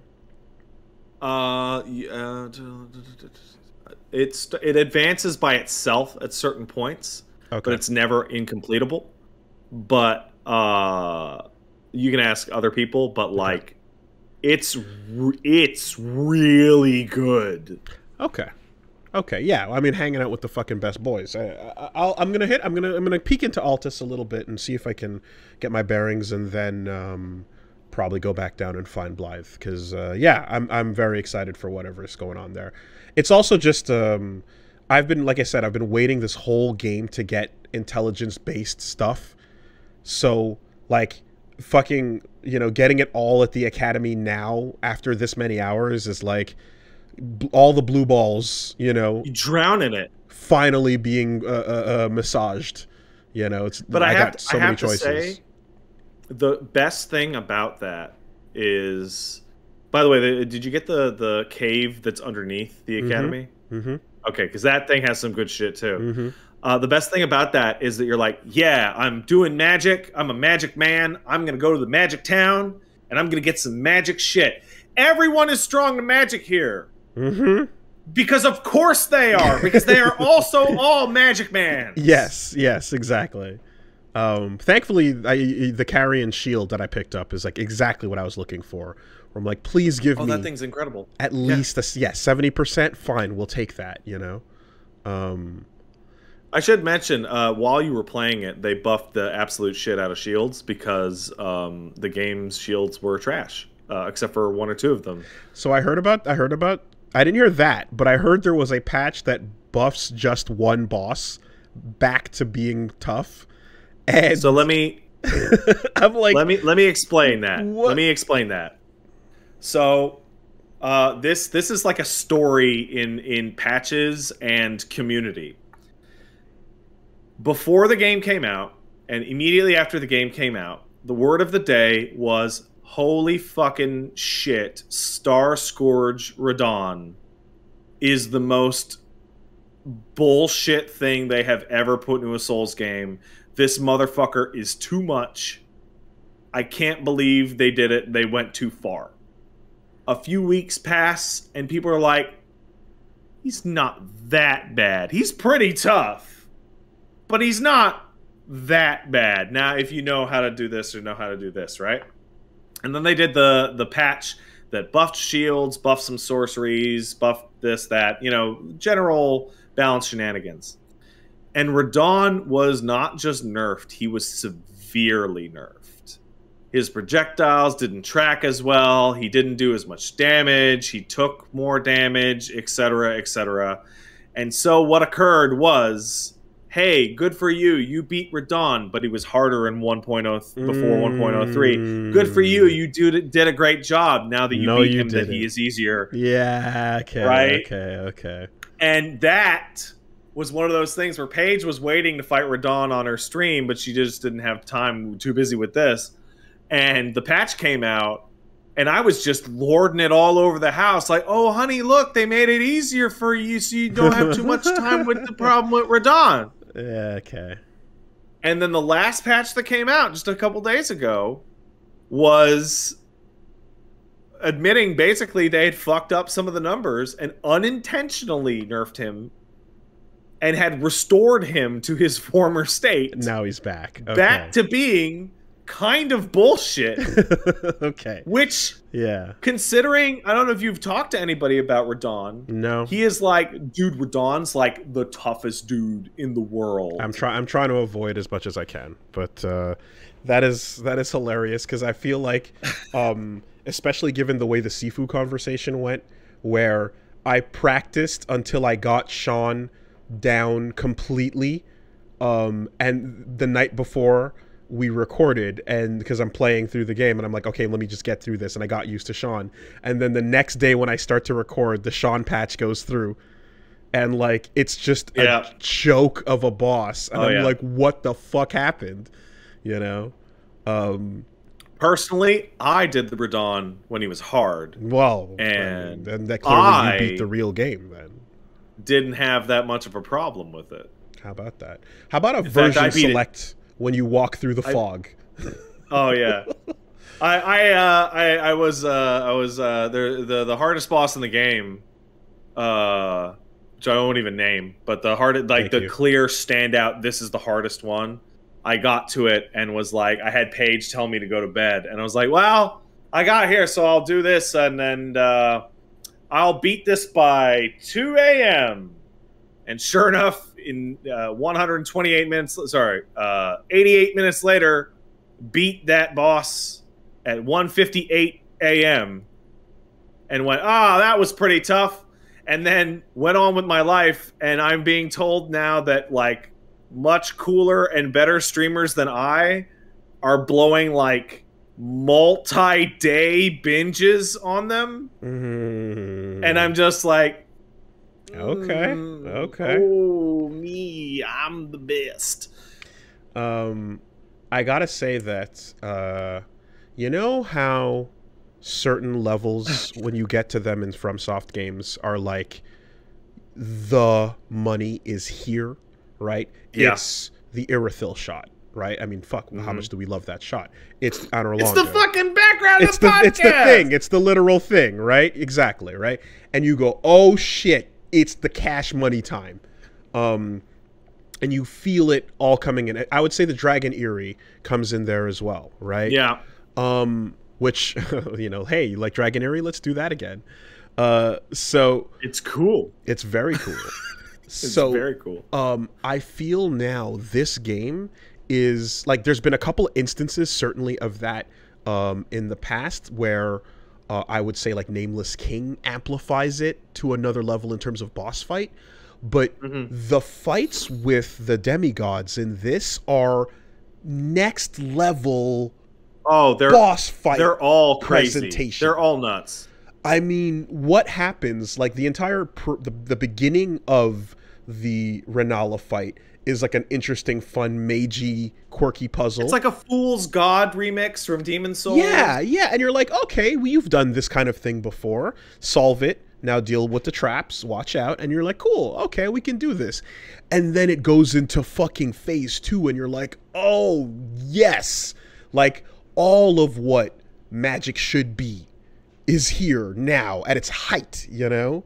And it's like, oh, look, the person who's the mom of the person who gave you spirit summoning is now going to show you what spirit summoning really fucking looks like. Right? Calling in all the strikers. So I feel like that's a really exciting thing, because I'm like, okay, now all of the demigods, I'm massively looking forward to the set piece battle, you know? And it's not a set piece battle that you don't have control over. It's one that you actually do. I cannot wait to talk to you about the Radon fight, because it is such a fucking wild spectacle. Okay. I mean, shit, the first thing I said was, like, after Renala, I was like, man, if these motherfuckers are bringing us to the Bayonetta moon, you don't even know. Better match that energy going forward. So yeah, you don't even know. Sick. Okay. There are, like, you talk about the money shot. Irithel's a really good one. I feel like Undead, like the first good shot of Undead Burg, where you get to see the whole parish, back in DS1 is one. The Anor Londo shot, obviously. Elden Ring has like 10. of like, so the one that's the probably the strongest is the entrance to Liurnia, where you see the entire lake and the castle, sorry, the academy, like way Castlevania off. in the distance. Yes, yes. And that just happens over Siofa River, like getting to the crest of the Siofa River and seeing the fucking city over and over. And there's the capital city that you've been trying to get to for the whole game. Got and in fact, you might once. You may have been there once. I got there once. Yeah, yeah. The entrance to that feels like, how do I put this? Do you remember, this is kind of a weird pull, but do you remember the Dark Souls 1 intro where they show you like one normal human city? Before it went down, from over above? Yes, yeah. It feels like you're walking into that, and it doesn't feel like it has been miniaturized for the realities of having to be put into a video game. Right, like you're seeing the Golden Age. And it is so astonishing in its scale and grandeur that you're like, man, I know there's got to be a little bit after this, but it can't be much. Nuh-uh! It's still 2-3 games worth of shit after this. Like, there's always, you know, there's always an easy device that is teasing the Golden Age, showing what brief glimpses of it were like or possibly could be, and then... don't worry, you'll never have to go there, or when you do, you'll see it in its ruined state, you know? Yeah. Like even in like, I'm just thinking of like the shots of like, you know, the proper like Griffith paradise in Berserker or whatever, you know, like it's just, they're like, you never have to live up to the work of actually going there, but here you're actually fucking doing it. Unbelievable. It's like, it's probably not the largest open world, but it is easily the biggest open world I have ever seen in terms of I actually want to look at what is over there by like a gigantic margin. I feel like the fact that the camera doesn't just take control of itself and point at things at certain times. Like, I wouldn't be mad if it did, but it doesn't. But there are times when you're riding along a cliffside and it feels like the game should be like, fucking look over here, and you go, ah, you know? Like, it just lets you discover those moments organically, or if you didn't look this time, you'll see it next time, you know? There is, and I have no basis to say this other than a gut feeling. There are little statues you can click that will point a little laser at a dungeon. There are little lanterns you can light that will have a ghost walk their way. And I feel like that is the only thing in the entire game where they're like, too many people are missing these. Like, we might have built too many dungeons into rock walls surrounded by trees. Slash, not everybody is gonna explore very well, right? Yeah. Some people are gonna just stick to main roads, and they're gonna find graces and events. But you know, the beaten path is where your caves and dungeons lie. Yeah. So, anyway, that's incredible. And like, you know, crazy, like astonishing. The DNF. Had a there's an illusory wall that has a whole dungeon. I hit the illusory floor at this point. I hit the wall that was behind you the hit wall. it? That was Listen, that yeah, it's just I'm so fucking done. I'm done with it every time. I'm like, all right, you fucking, you know, there's a couple that are really telegraphed, but holy shit, you know, some of that is just, yeah, it's callous. Callous is the word I'm going to use. Anyway, so Dungeon and Fighters Duel came back for another beta and played it, had a good time, did some more hammer loops, did some more Bible studies. It was fun. There's one particularly great clip of the Lord's Perfect, right over the Lord's Prayer. Everybody bless. and that's over on the TikTok. But yeah, the game's another case of like, well, great online, rollback is doing its job. Every other feature, bare bones, doesn't exist. No training mode, no offline local, no nothing, and you're just like, fucking hell, like you basically haven't changed anything else, you know. So yeah, again, hoping that all of that is present and, you know, reveals a decent feature list, because if I want to encourage people to actually spend money and grab this game, then it needs to provide enough value for them to do so, you know. But I'll say that the gameplay that I am playing online with people right now is a ton of fun. I'm having a lot of fun with it.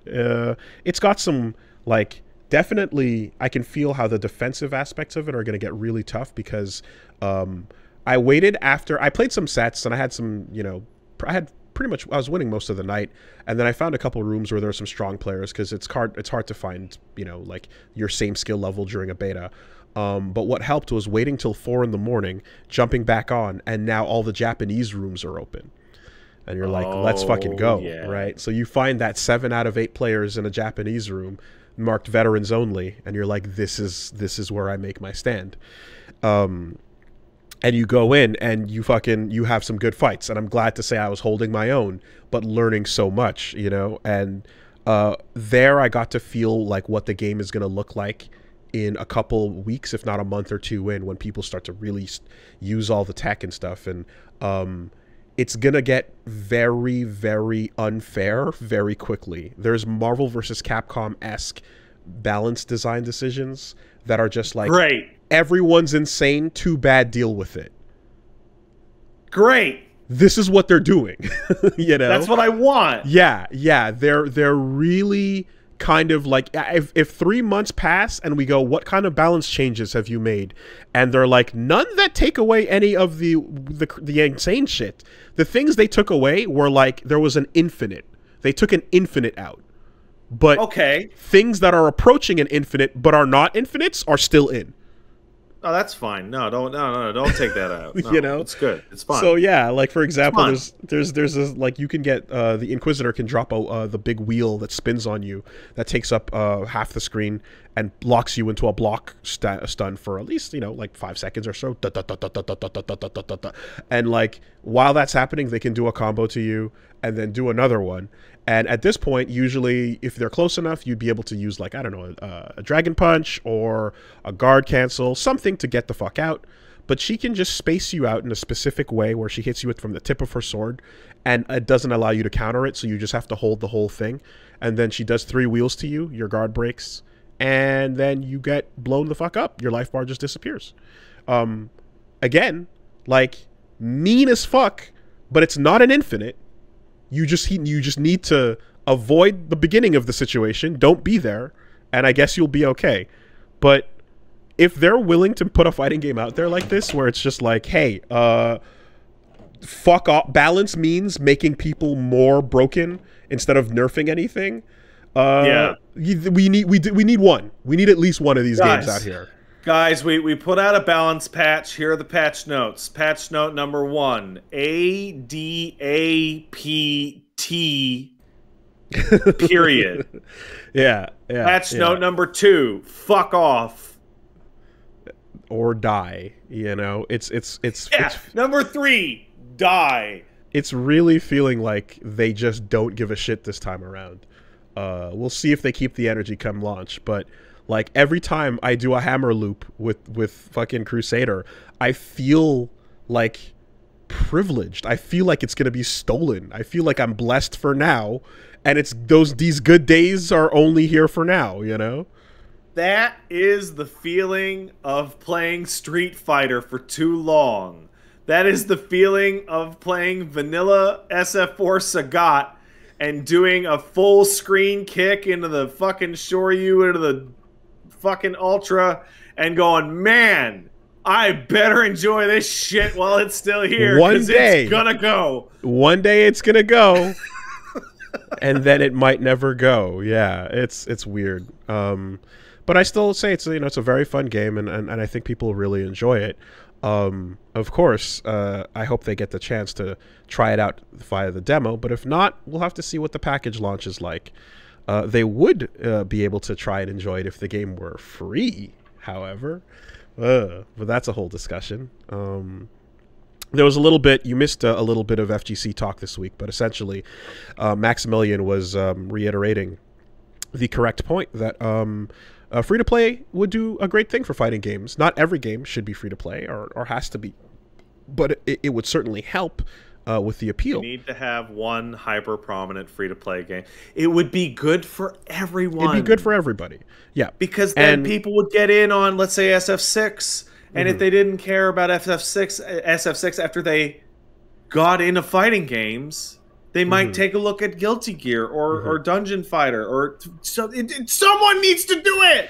And you know, the example showing you that like Brawlhalla, which is in my opinion pretty whack, manages to succeed because they have an incredible dev team that's dedicated and working constantly on the game, that supports it heavily, and also it's free and kids can play it with no credit card, and that's all there is to it. It's just, it's available, it's heavily supported, they have a great staff on it, and it's just not me, it's not for me. But like I told the story about when I went to Christmas at my cousins, I visited my nephews, went down in the basement, they're all playing Brawlhalla with their friends, and I was like, damn, no Smash? No Rivals of Aether? What's up, guys? And they're like, yo, we wish, but we don't have Switches. We all have a copy of this, though, because it's free, and all you need is your computer to load it up on, and they can play together locally, or they can play multiplayer at home. So it's done and done and done, you know? Like, that's it. So I understand that, you know, some people do have the it was interesting because it broke containment, in that tweet I put out ended up like getting tons of replies from people that are like in the Brawlhalla community and just in gaming in general and stuff. And a lot of people were under the impression that it's like, no, this is a fighting game going F2P would be a bad idea because it would bring all the predatory practices. And it's like, well, yes, that's absolutely a possibility. And my hopes and the hypothetical would be like to not have that be a thing, because a free-to-play thing that doesn't have the most disgusting F2P predatory practices, that is possible, that can exist, and it can still be a great thing for the genre if you're putting free-to-play on top of something people were already excited by. And, you know, the FGC for free-to-play fighting games has never been at a better time to support one, because we have a situation where there's a countdown timer that nobody knows what the number is of Project L coming out, right? And regardless of Project L's quality, I don't assume it will be allowed to come out bad. It's one of those games that I feel, regardless of its quality, I can guarantee that it will be very well supported. It will be very well pushed, and it's never been a better time, because we're at a point in fighting games where we can look at Project L and go, yes, a bunch of the people who own this IP and are pushing this game are sex criminals. However, at the very least, if you support this game, you're not supporting actual legitimate dead-ass murderers like you would be with some other fighting game franchises. So it seems. So you can comfortably move that goalpost for yourself and go, well, at least they didn't kill nobody. So before we transition, because I was going to say that there are, just on the free-to-play topic, there are lots of rumors about how SF5 was supposed to launch free-to-play, and I believe that with my chest. Yeah, and if you look at some of the things that happen and some of the mechanics in it, it makes sense. I mean, the fight money system seems like the kind of thing that was going to support a free-to-play game. The advertising version of the game and things like that they rolled out eventually, and even early on, the version that launched too was so bare bones that it would have made way more sense as a free-to-play title. There was a moment early on during launch when Arika was unavailable on the roster, and then came back. There was a weird like hiccup that occurred, and it was like it was almost as if that was a you know, a cycled out character, you know, type of thing. A weird old holdover of the way it used to work. So there's you know, rumors about how that was possibly a thing. going forward into SF6, it still would be, I think, a pretty good idea, especially if it's high profile and people care about it. If, of course, but you do have to make sure that you don't end up with the predatory practices as we discussed, because like a lot of horrible whale targeting totally stuff out there could ruin any genre. It can ruin any genre. But at the base level, certainly, Brawlhalla is not the only example. Fucking literally just any other successful free-to-play game, League and Fortnite right now, show you that, like, yeah, you can always, by putting the cost to try at free, you open up an infinite amount of new eyeballs on a regular basis, and that's just not a bad thing, That's why drug dealers give you the first one for free. Yeah. And it doesn't have to be every fighting game from then on. It doesn't have to be every franchise, but just like one nice big hit would be fantastic for the community. Listen, you don't need to give away meth or heroin. You just need to give people a little taste of cocaine. And eventually they may want to buy meth or heroin or crack. Whatever you sprinkle. Whichever they personally prefer. But anyways, so yeah, DNF Duel, good stuff. I will have more to say once we see what the actual release is going to be of that. So, and then we do have some news, but let's take a quick word from our sponsors. Let's take a quick word. Can we take a small break so I can use the restroom? Yep, let's do that actually. BRB. Right. See you guys in just a second.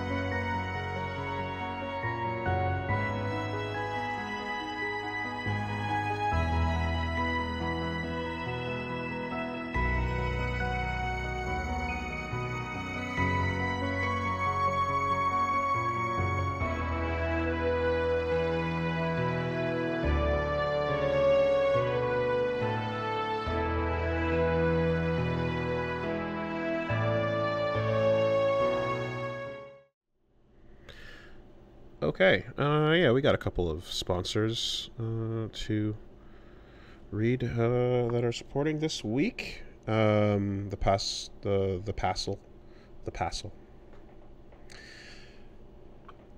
The British Columbiarch is brought to you by a couple of sponsors this week. Green Chef is who I am supposed to talk to you about today, because, hey, eating good is hard. I'm sure, let's say you're in transit for a very long period of time.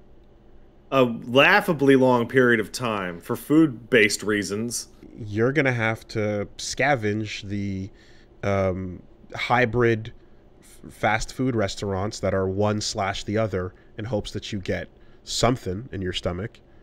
Alternatively, what you can do is bring a lot of hot dogs, bread, and everything you'd need to make French toast and bologna sandwiches, which is useful, but not the most appetizing over long periods. It's a difficult situation, but once you have a mailing address, Green Chef is a COOF certified meal kit company that is going to get you the healthy, delicious eating that you want straight to your door. Maybe not your RV door, but it'll get to your door nonetheless. Maybe not that specific, but if your RV door has a mailing address, yeah, if your RV door has a mailing address, then they can probably hook you up, I'd say. In particular, it's really useful because if you are, if you're on a particular diet that wants to go keto, if you're going paleo, or if you're going veggies, going mostly greens, you can get all of that as a part of your meal kit. They've got produce, they've got proteins, organic ingredients, and all the things you need for eating well. Yeah, it makes cooking pretty easy. Spend less time stressing out in figuring out what you're going to be doing, and more time just enjoying your delicious home-cooked meals. You can impress everyone in your life by whipping out a delicious meal that you've prepared, even though the meal kit has been pre-prepped and packaged by experts. You get all the credit. They don't even get mad when you take credit for cooking it. It's kind of amazing. They're actually allowing you the stolen chef valor, you know? So enjoy that. Eat well. Get yourself whatever kind of lifestyle package. Again, keto, paleo, vegan, vegetarian, fast and fit, Mediterranean, gluten-free, carb conscious. All of these choices and more are available. Yeah, they've definitely been helpful in my keto choices, because I've gotten pretty. I'm at an age at this point where I'm like, keto is kind of like, it's pretty consistent. At the very minimum, if I'm not doing strict keto, I'm at least doing mostly greens and proteins. And when I don't eat that way, I get really sleepy and tired. And I used to be able to tank it in my 20s, but those days are gone. So you can tank anything in your 20s. Yeah, I remember just not having to think about it, you know. But these days, it's like, nah, there's a back end to everything you swallow, and you know it. So, yeah. So get on it. Go to greenchef.com/superbeast130 and use code superbeast130 to get $130 off plus free shipping. Once again, that's greenchef.com/superbeast130 and use superbeast130 as the code to get $130 off plus free shipping. Green Chef, that's the #1 meal kit for eating well. Thanks, Green Chef. Thanks, Green Chef. This week, the podcast is also sponsored by ExpressVPN, who are quickly becoming a very, very necessary thing in my daily usage and browsing, because there's a lot of stuff that I'm getting popped up with when I look at, not just, it used to just be like, oh, I want to jump on my favorite video streaming sites, or I want to check out this YouTube clip, and it'd be like, you're not allowed to be there. But now, like, various news sites from different countries as well will not show you clips unless you're in the right place.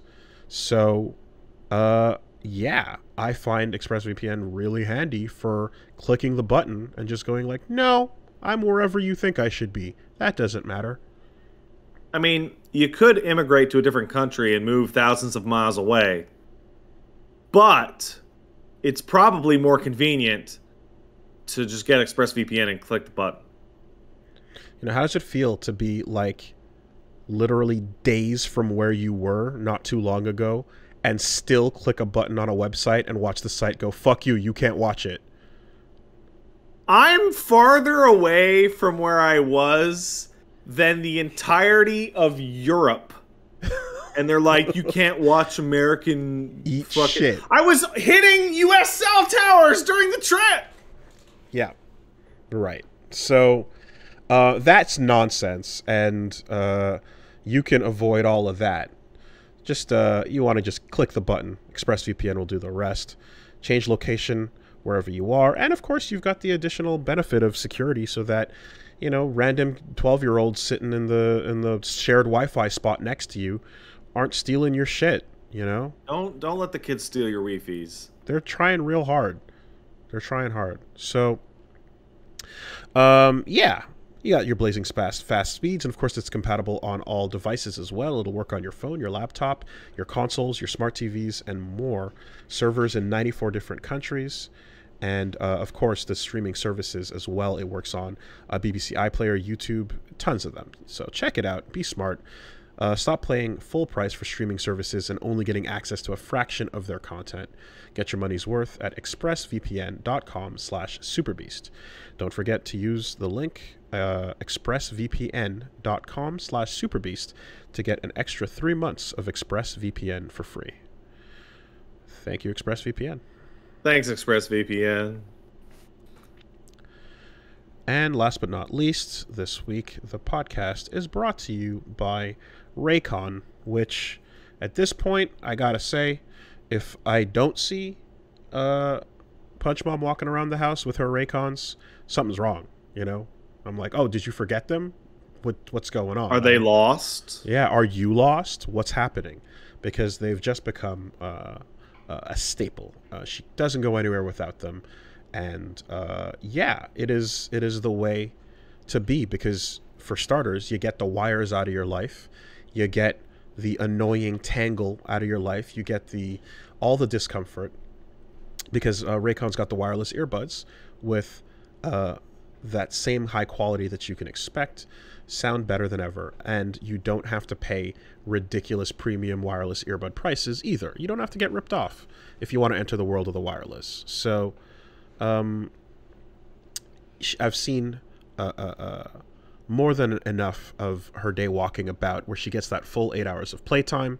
It's got a 32-hour battery life.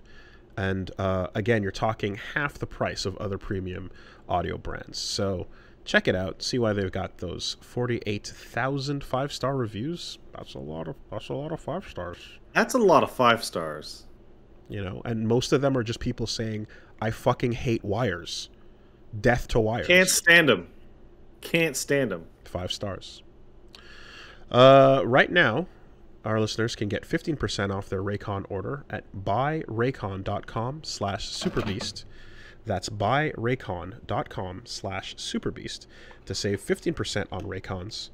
One more time, buyraycon.com/superbeast. Thanks, Raycon. Thank you, Raycon. Okay. Mm-hmm. So I'm just laughing at just how fucking pathetic this fucking fat pig behind me looks. Just being the loser. He's doing it. He's doing it. I really hope he doesn't start beating off in front of this camera. That'd be awesome. Oh, damn. Oh, that'd be great. Anyway, so you know how I was originally gonna start this podcast. I was originally gonna start this episode out by asking you, have you seen Morbius? I have not seen the movie about the living vampire Michael Morbius. Okay, now you can ask me. have you seen the film Morbius about the living vampire Michael Morbius? I have not seen the film Morbius about Morbius the living vampire. Oh, whoa. We are safe. We can move on. I'm sitting like on my phone and barely able to use Twitter because I got no bars, and like I'm just scrolling past a movie, like people talking about a movie that's so trash that people are bragging about and having not seen it. But like, I don't know. I feel like it's one of those ones where like you get giddy when you see a new post about it, where it's like a new interview or new anything, or you're just like, ooh, like what's it gonna be this time? You know? No, unfortunately we haven't seen Morbius, so there will be no Morbius discussion.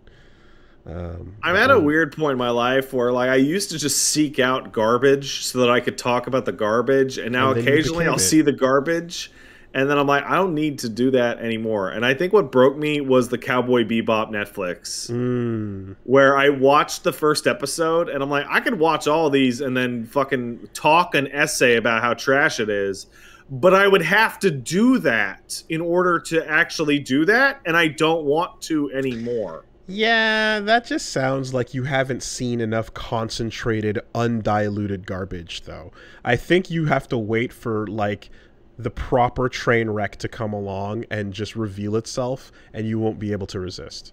Yeah, you know what? Meanwhile, I'm thinking back to, like, if you sat me down and said, hey, Pat, we're watching The Last Airbender right now, I'd be like, fucking, let's see how many people I can trick into showing up. Because that is the worst fucking piece of shit I've ever seen ever in my life. And I've watched garbage like fucking Birdemic. Yeah. And fucking Neil Breen movies. Last Airbender is like, it's so shit, I'll watch it every day. God damn, that movie is so fucking awful. Oh, Morbius. Oh, we need to know. Did you see Dragon Ball Evolution, man? No, I didn't. I dodged almost all of those. I dodged all of those, dude. That was so bad, dude. I really managed to avoid it. Yeah. Oh, fuck, it's so goddamn awful. No, my penance is coming someday, but today is not that day.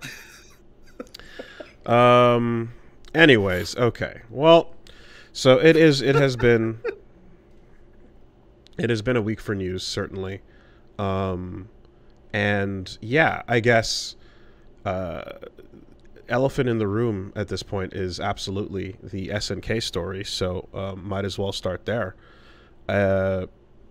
This is one of those ones where nothing really new to say on in terms of from me. The deal to purchase it, it's from MBS was buying SNK. Originally, there was that 33%.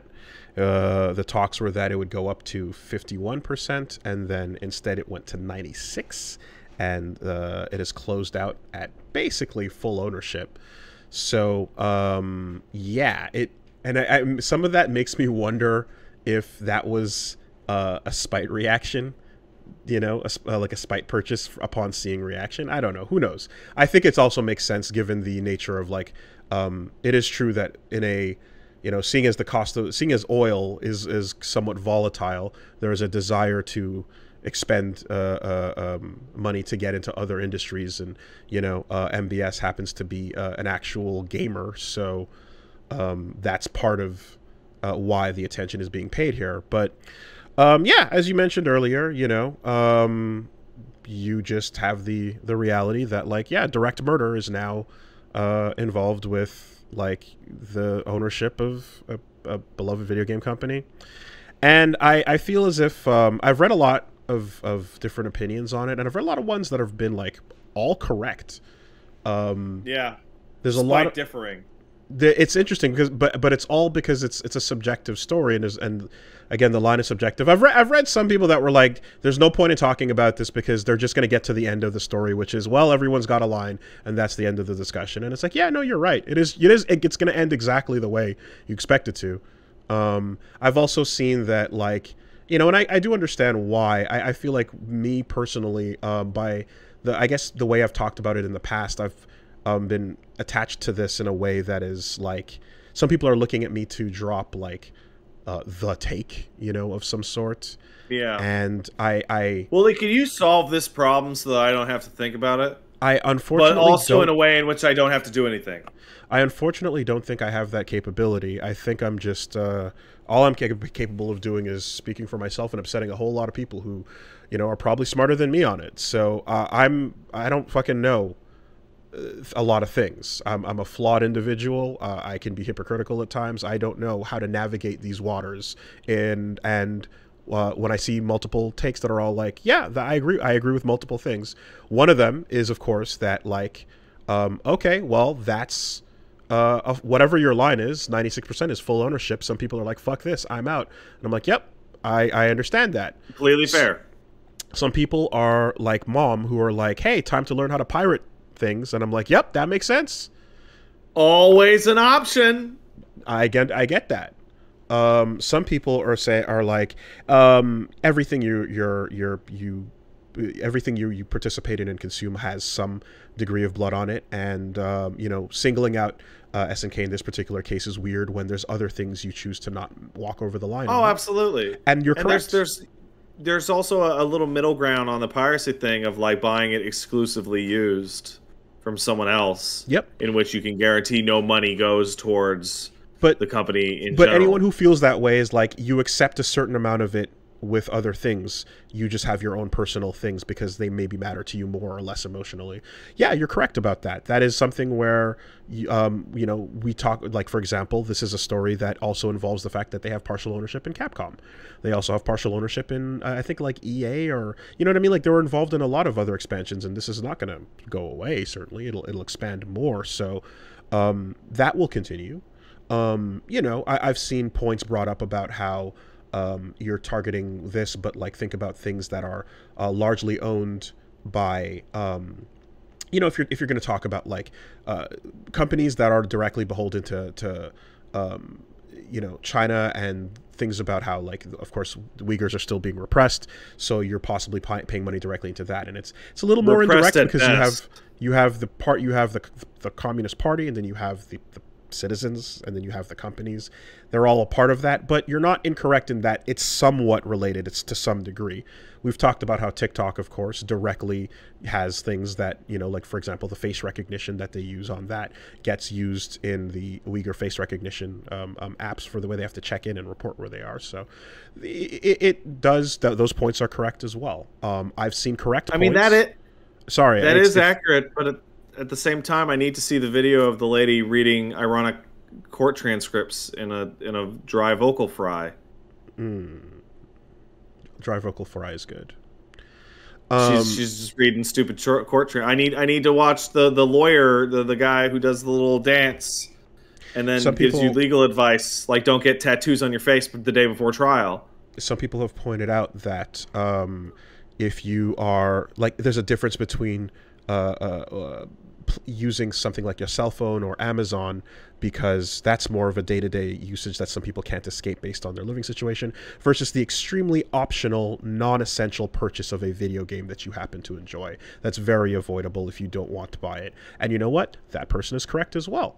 Some people have pointed out that SNK themselves are the developers, and they've got no control over where their shares go, especially when it's pre-owned shares of another company being handed to a different owner. It's not even the direct SNK itself, and it's punishing them to, you know, if you're not supporting in that way, and that sucks because they had no say. And those people are also correct. There's a lot of correct angles on it. It's the way that I'm looking at it is that the only thing that has legitimately changed is the reality that anybody who gives a shit about any of this shit at all must, for their own personal stake, figure out what they would like to do or make their peace with it. In terms of judging people, I don't think it's particularly useful to anyone. Yep. Unless you just want to stand on a high horse. Yep. And this includes people that are all the way on the spectrum of, man, I don't give a shit. It's just video games. Beep, boop, beep. I want to play the K-Dash. Yeah. And, you know, in the past, I've gotten defensive over, you know, people accusing me of being a hypocrite and such. And, you know, I think that there's always just a rational answer you can come to when you talk about these things. The one that I believe we always fell on was, please be sure to not run a mindless defense for when bad things are happening. That's right. Gotta be the only one that's just guaranteed awful no matter what. It's like, if you don't give a shit, then don't give a shit. But if you don't give a shit, but you secretly care, but you feel bad, then fucking deal with that yourself. So, you know, there's always that. And, you know, again, I've been screamed at, like, violently by some who are, well, anyway, feeling one way or the other. The announcement for the actual news, of course, of the acquisition, you can see under The Verge, you can see where, like, the fights are breaking out on Twitter, and it's already a bit of a weird one in that, like, some of what you're seeing in those conversations is like if you in the video about the story of Khashoggi, you find out about how there's like an actual like Twitter farm of thousands of people who search and swarm onto relevant tweets and, you know, influence opinion and try to defend and do things like that. And you can see that in full force on the stories about this in particular. So it's on the radar, no doubt. So there's no point in trying to have discussions with, you know, that side of the fence. It feels as if you're going to look at you mean the robots, trolls of bots you're going to try to have a conversation with, but maybe not actually bots, but just people to pay to act like bots. In some sense. It's a situation in which, like, life is hypocrisy. You can only mitigate it to some degree. Like, let's take, for example, I just moved to British Columbia, and despite that, the British Columbia provincial flag is the ugliest motherfucking piece of shit I have ever seen in my fucking life. And I will never feel pride ever looking at it. God damn it, what an ugly fucking garbo flag for idiots. Also, every time I refer to where you live, I'll have to say the complete word, British. Well, mocking the British is now an everyday thing. That's how I'm going to live my life. It's how you compensate. You want to hear some stupid shit? I got Peach Saliva over there talking in the chat about how much she loves the flag. She loves it. Because it's a garish piece of shit with like a gold sun and like a gold crown in the middle of it. It is so fucking ugly. God, and of course you love it. Yeah, glare. Glare all you want. British. Yeah. And then if I say Columbia, now you get to think of BioShock Infinite. So it's a win-win. I will never think of that as the first thing.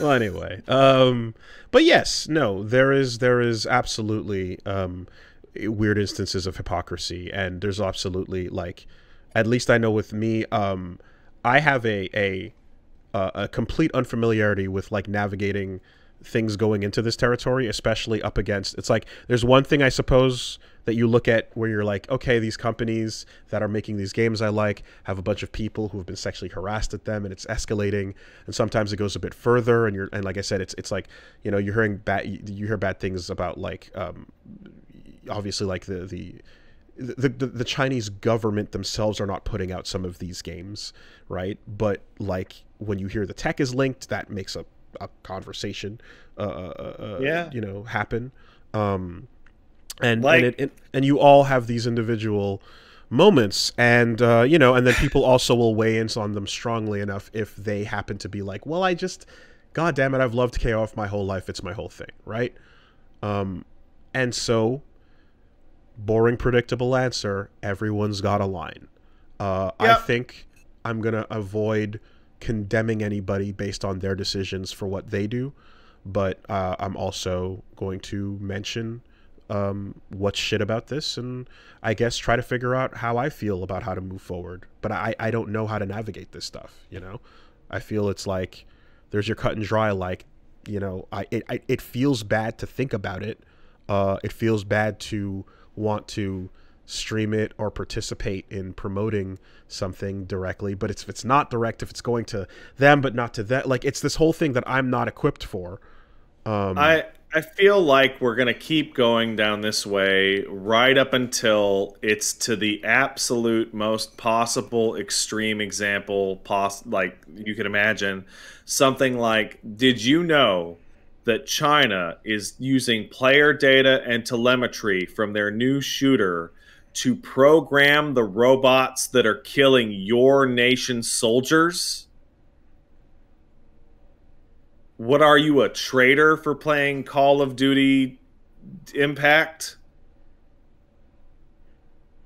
I mean, that Genshin?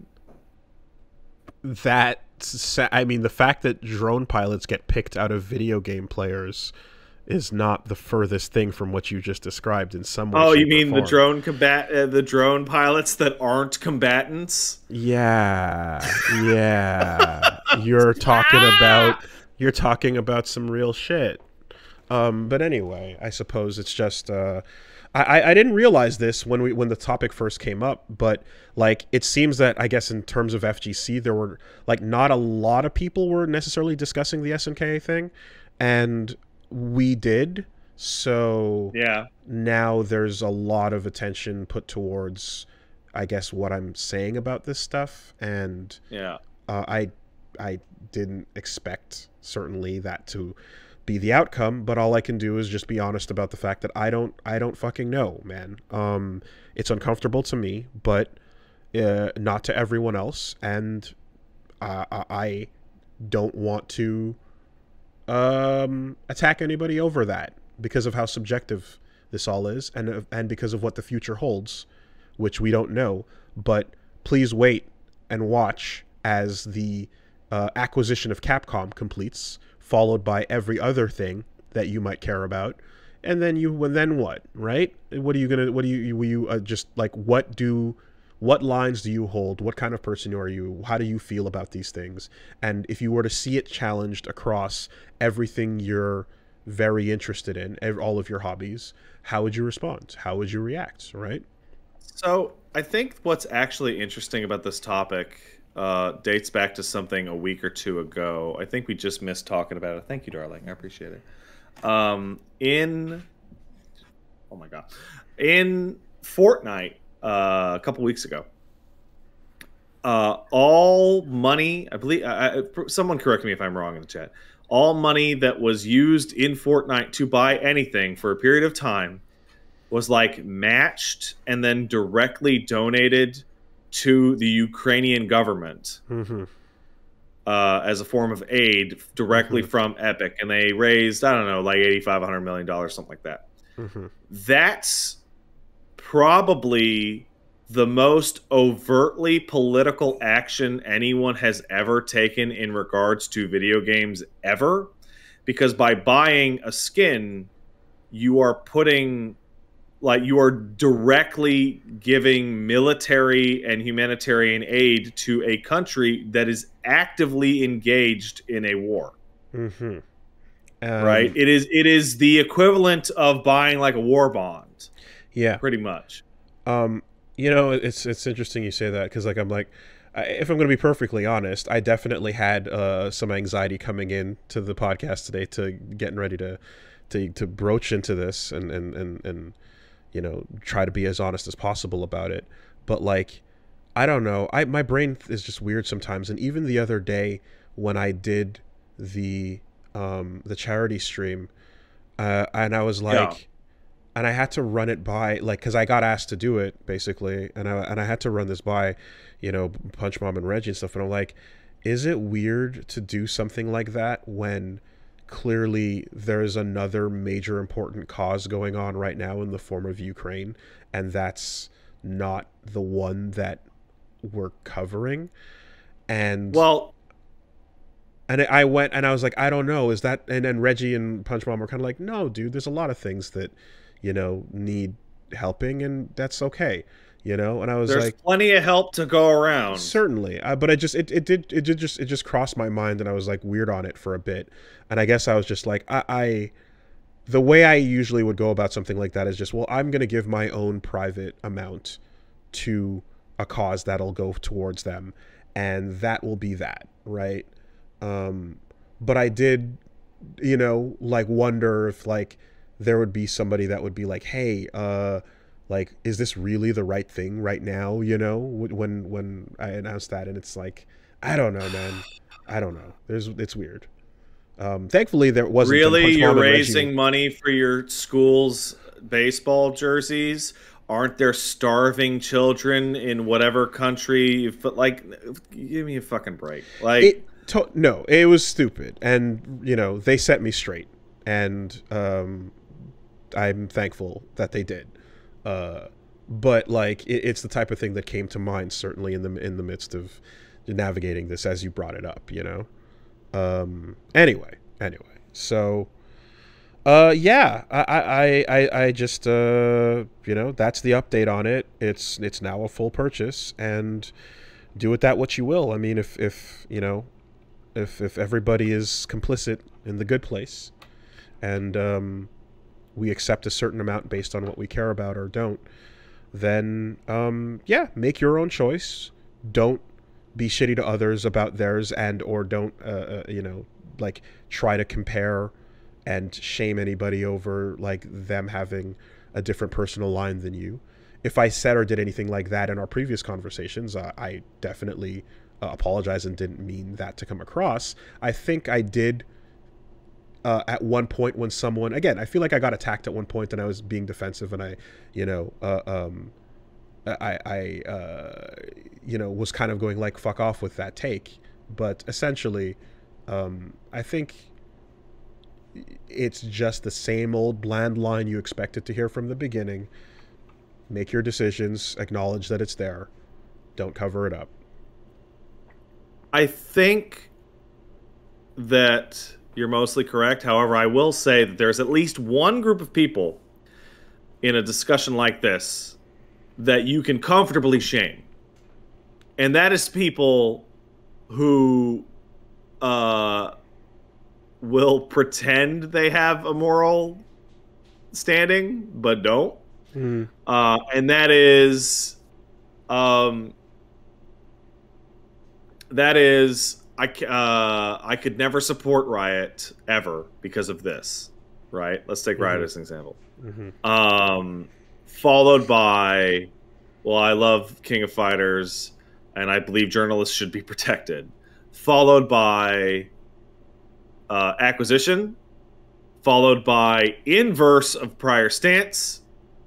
And when you ask them about it, they're like, yeah, fuck them. The journalists should go if they talk shit.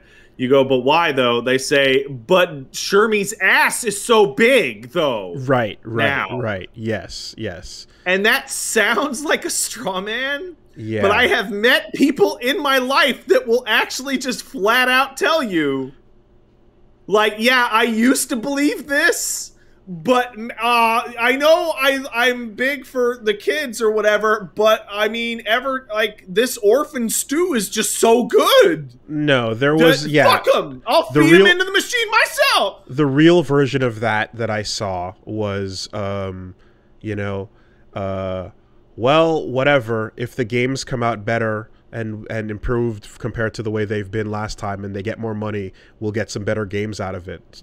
So could be a good thing, lol. And it's just like, all right, man, you know, okay, that's where you're at, you know. All right, but yeah, it just you know, there's multiple facets, of course, to what we do versus what the average consumer is going to do, and that, like, I have the games I've purchased, and I have the ability to, like, stream and promote a thing, you know. I also have. Oh, I did a fucking KOF 15 stream. I got the game for free. I didn't pay for it, but I did a fucking stream of that. I made money off of that. Yeah, exactly. And I also have the ability to, you know, hit the open seas and yo ho ho on a bottle of rum, you know, just like anybody else. But the point is, though, is that, like, everyone describing their lines, I was really reading a lot of them and going like, yeah, I don't even disagree with any of that, you know. I feel like somebody just summed it up perfectly. I'm looking over and I'm seeing somebody named Judge Anon who says, I don't want to support journalist murders, but my waifu is top tier in 15. What the fuck are they supposed to do? Ralph is better than he's ever been. He's literally better than he's ever been in any other year. He now has hard kick that can cancel into his max cancel that goes into full-on fucking 80% wipes. You know what it is. You know what it is. And I will take 1 second out of this because we're obviously we're on a video game / culture podcast, whatever you want to call it, right? And it's very easy for people that are not involved in this to go like, it's just games, man. Who cares? Right? And to that, I have to point out that everybody's got their thing that morality gets fuzzy on. Like, I don't know, fucking football or college sports or literature or fucking whatever. It's a universal issue. Yeah. Where you find out that the thing you care about actually sucks shit. And it's really easy to draw the line. In some cases, it's laughably easy to draw the line. But, like, you know, whether that is, like, okay, like, you have to kind of look, like, some people are going, like, all right, is, the person who owns the team the murderer? Yeah. Is the player the murderer? Is it the coach? Yeah. Is the football on the is it the football the murderer? Who is it, right? And you're like, you know, and it's like SNK will continue to be a company that makes video games regardless. You know, and then the EGDQ will continue to be an organization that makes its acquisitions regardless. And it's like, how many steps do you care about? Do you feel, you know? I don't know. I mean, if you... I just had a thought to boil this down to its absolute absurdity, which is like we're sitting around here talking about the morality of sports teams or video games or your iPhone run by child labor, and it's like we're all still eating meat. I am not a vegetarian or a vegan, and I will never not be. Well, but I hugged a pig and a cow, and I loved them, and I don't care. I don't give a fuck about the fact that I'm eating meat. I would say the factory farmed meat process is the part where it's like, okay, yeah, if it's meat I would have killed myself, I don't give a shit. We're living. That's my point!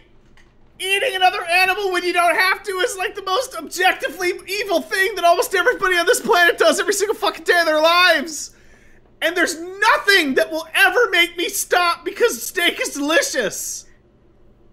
I just have to take that little part of my brain that went to the petting zoo and hugged the cow and the pig and the sheep and realized they were adorable little babies that I would have as a wonderful, beloved pet under different contexts, and then eat them a couple hours later.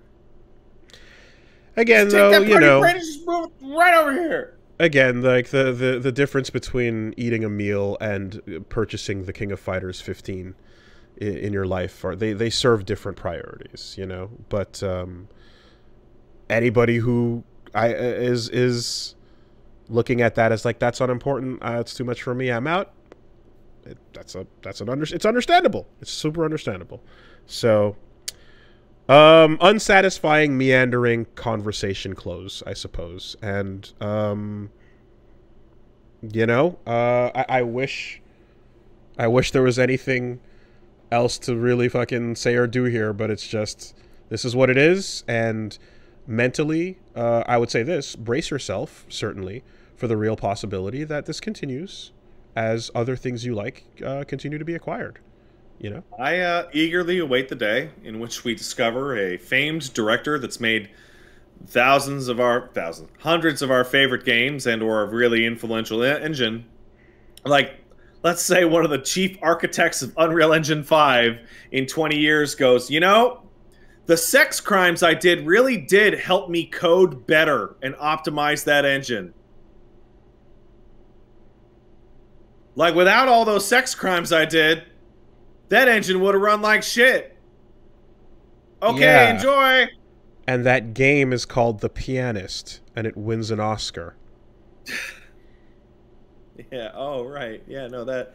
Oh, I accidentally made a real example. What are we talking about?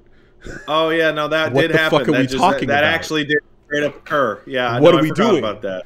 Okay, well... All right, I've never seen that movie. Nah, neither have I, but I hear it's amazing. I hear it's a great movie. I hear it's a super good movie. Don't really feel like watching it. I don't, but I hear it's excellent. So excellent that, did you know it won an Oscar? I did know that it won an Oscar.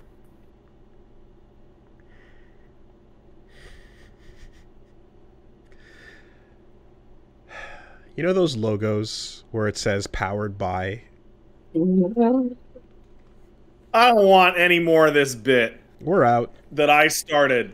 We're out. That's my fault, but yeah, I want out. We're out. Yeah. See that right there? That's professional. That's what I'm trying to teach. Reggie about how to bring it up to the line and we move. We can just don't move. want it anymore. No, it's not good. In fact, I'd say it's bad. This is yeah. All right. So here's other things that happened. Quantic Dream will reportedly be 100% acquired by NetEase later this year. Speaking of powered by... Are you serious? Is that a real article? Speaking of powered by... Quantic Dream powered by...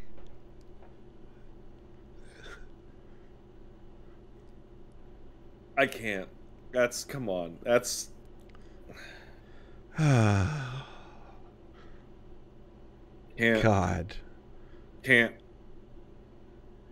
You know how it's been amazing watching, like, the level of abstractness in, like, Russian protesting, where you go from holding up a sign that says no war to holding up a sign that just has, like, asterisks on it, till eventually... Holding up a blank piece of paper. And that's all you need to do. Or you're just holding a flower, and that's all you need to do, and, like, everyone just gets it. It's approaching that level. It really is, you know? But yes, Quantic Dream is looking like they're going to be 100% acquired by NetEase later this year. I am interested when this kind of thing happens. A total acquisition means total control of who, what, where, how, why, who goes where, who gets to stay, who doesn't have to leave.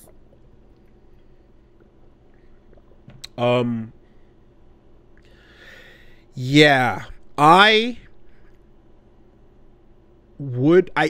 not sure, but I feel like this is the type of thing where, given how much trouble they were having hiring people recently, it's entirely possible that the acquisition comes down knowing what's in the pipeline and saying, hey, we want to invest early on something that will be a Star Wars. Sure. Or, due to the troubles with the production of the Star Wars, we can swoop in and grab this shit for cheap. And maybe, just maybe, we can grab it before Disney actually decides, yeah, you know what? I think maybe we're not going to leave Star Wars up to you guys. Yeah. Star Wars Eclipse is coming out one way or the other, but it doesn't necessarily have to be Quantic Dream that puts it out. Who the fuck knows? Could be anybody. But I imagine that every time Quantic Dream is in the news, it's been a bad story about them. I imagine a certain amount of time. For like 2 years now. Consistently. Like, just nonstop.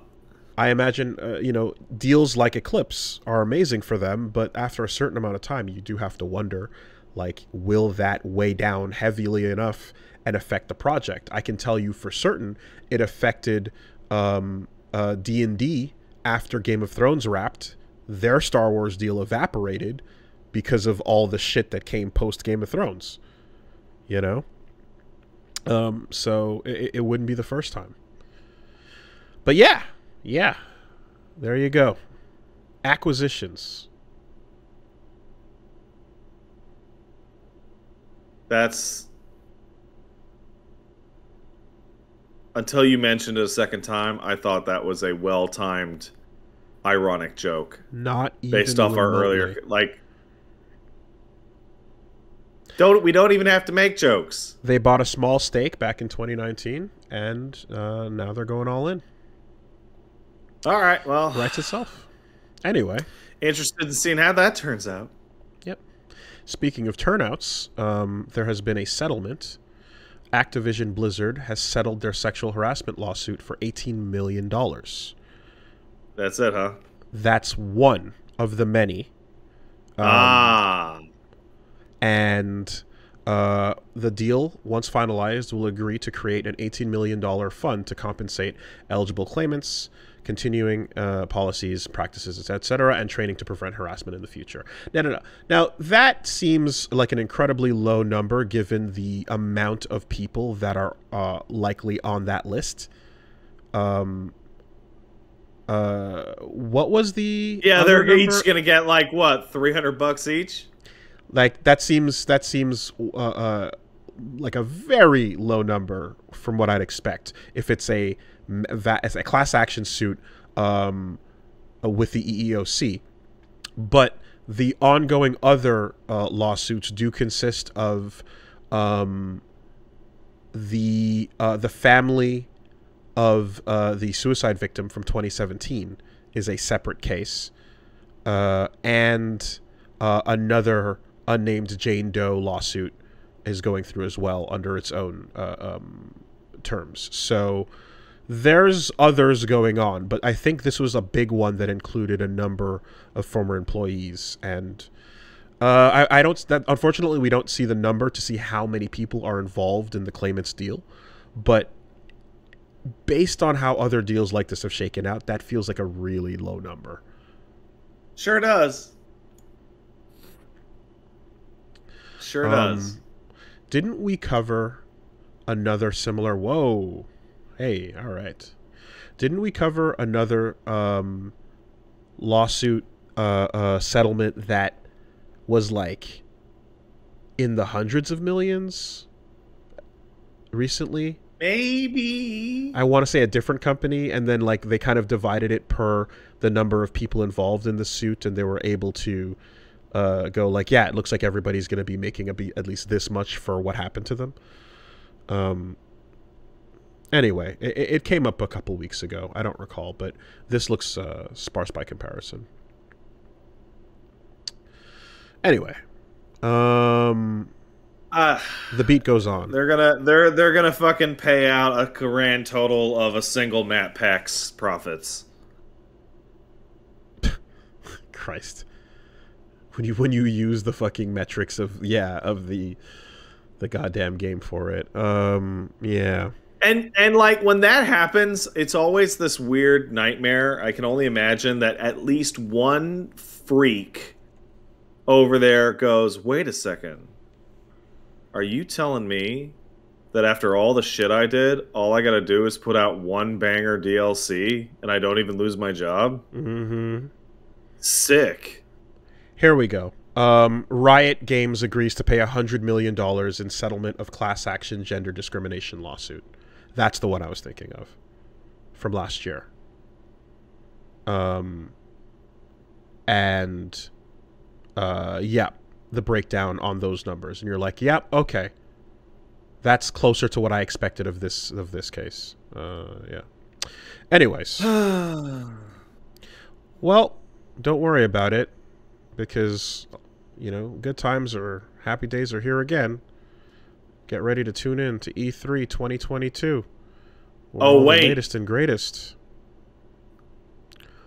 World's premiere. Fucking canceled. Yeah, I gotta say, this is gonna sound like a broken record because I think I say it every year, but like, by the time I actually physically went to E3 in like 2012, it was already complete garbage. Yeah, you went to Shadow E3. Right? And like E3 has been stupider and shittier every single fucking year. Now, E3 has been now canceled for 3 years in a row. COVID, of course. And they've been coming out to say that we've been looking to hold digital events, but the digital events are all garnering very little attention, and a lot of the major companies have all been saying, yeah, we're not going to participate because we'll just put out our own digital event, which makes a ton of sense if you have enough to show. Nintendo E3, Direct's better than anything Nintendo ever did at the E3. E3 has been in a questionable state of dead or dying longer than it has been healthy and alive in my memory. Oh, yeah, easy. E3 had, like, 10 good years in, like, the 90s. That was it. That was the time. I'm remembering the 90s into the early aughts, the reveal of, you know, the 4th and then 5th generations. And I feel as if after we hit the late 10s, it started to just become is E3 going to stick around? Is it still a thing?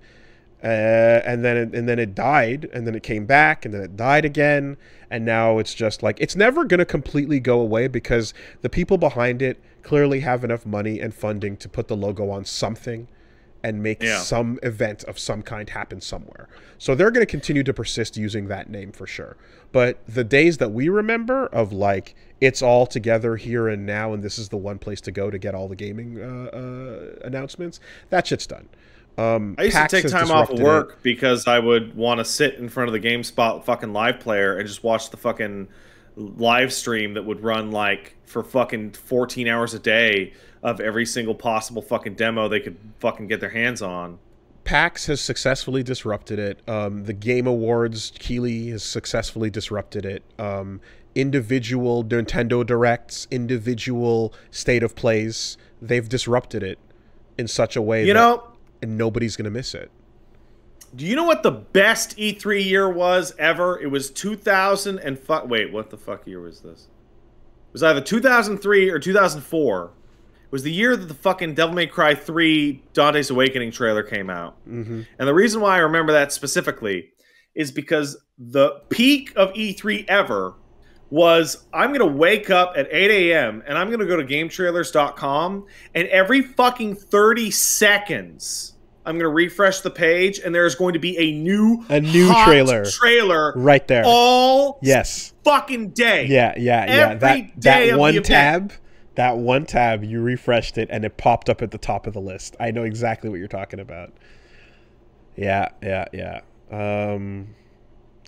Look, man, and I like these company directs, you know? I like that a lot of them get to the point. I'm not missing talks about TV and cars and expanding into, you know what I mean? Like, I don't miss that shit. I really don't. Keep it to the trailers. E3 never made sense the instant, like, decently fast internet became broadly available, because the entire mystique and thing of E3 was that you couldn't go.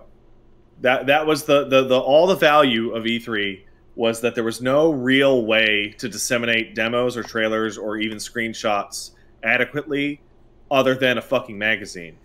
The craziest E3 thing that anyone has ever seen in their life to this day was the year 2000 when Kojima put out the fucking Sons of Liberty trailer that was 11 minutes long. And it was so dramatic and insane that it like ruined the E3 show floor's traffic at the event. And then OPM sent out fucking massive demo discs that were just the video file of that trailer. And the whole reason that was so nuts is because you couldn't just go to a website and watch the new Metal Gear trailer. Somebody had to come back and tell you how fucking sick it was for like 2 months and describe it in words. Just text words, not even podcast. And the divinely chosen few got to go in the back room and get their hands on it for 10 minutes. And on top of that, regardless of anything else, is that instead of, hey, the current E3 where you watch the press conferences, boom, boom, boom, boom, boom, or, you know, GameSpot or whoever's going to do coverage and they're all going up. E3 used to be in June, so the fucking first week of August, you'd go down to the store and you would find the specific platform of your choice and the EGM. And that EGM was like 600 fucking pages, and you could kill somebody with it. And it was every single goddamn thing that was there in one tome that you could blow a single night just going, oh my god, fucking video games, holy shit! And that's gone. And that now, moment of just blasting it in your mind all at once is completely gone. But here's the thing. Now, not only do they have the website streaming the trailer that you can watch, immediately after you finish watching the trailer, it can say, demo available right now, go play it. And that's obviously better. And that's your kiosk. For everybody except for E3. Yep. So your kiosk is done. It's all done, you know? Pour one out. They'll never accept death. They'll never actually claim death. But this is it, man. This is it. I think I think Keeley just tweeted out a smirk. Like quote tweeting the news. Do you remember I want to say it was September or October 99 EGM. There was just a gigantic Dreamcast logo. And it was like every single fucking thing you could possibly get about the Dreamcast. It was fucking huge. Staring at that at that Sonic fucking whale screenshot. Yeah. And like I read that thing cover to cover and was like, I gotta somehow get my fucking parents to get me a Dreamcast. And despite not knowing a single goddamn shit fuck thing about video games, my mom and dad said, you told us that about the Saturn and that thing got discontinued and that's still made by Sega, right? You can get a PS2. And I went, fuck, with Dreamcast! And like a couple years later, I was like, wow, they actually fucking totally nailed that, like dead on. Like all the way from the outside. That's amazing that they have the knowledge of the production, because to my mom, it's all still the Nintendo, you know? And my dad was like, isn't that a Sega thing? Isn't that the same thing that I had to drive you to Burlington to buy a memory card for? And I'm like, no. For many of us and our parents, it will always be the Nintendo. And before we make fun of them, motherfucker, do you call them runes or souls? Because when you're playing Elden Ring, either way. Those are souls on the ground, and that's a bonfire, and your brain will not correct you otherwise, and you are just like your boomer parents. So I'll say by the end of Elden Ring, I was pretty consistent about runes and graces. But to be fair, Elden Ring is like 2 or 3 Souls games in a row. Yeah. So, but you're fighting, your history. You know, it took me a bit. It hurts. So anyway, I'm gonna go ahead and say I mean, I had the EGM with the Ultra 64 on it before when it was called Ultra, and it was like Mario standing back and it was glowing and popping his hands out, and it's like, holy motherfuck, that shit has 4 slots on the cover. It's gonna have 4-player games. Like, that's crazy, right off the bat. Yeah, there was a time, man. There was a time. But E3's fucking done. It.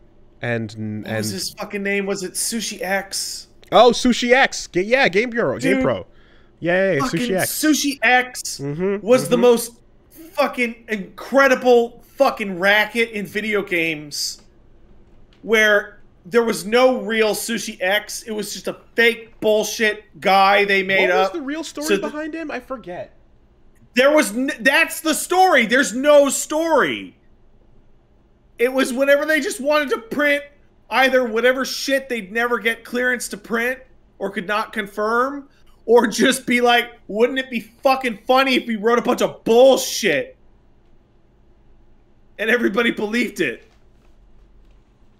That's it. There's no story. There was no actual person named Sushi X. It was whoever the fuck wanted to just write the column that week.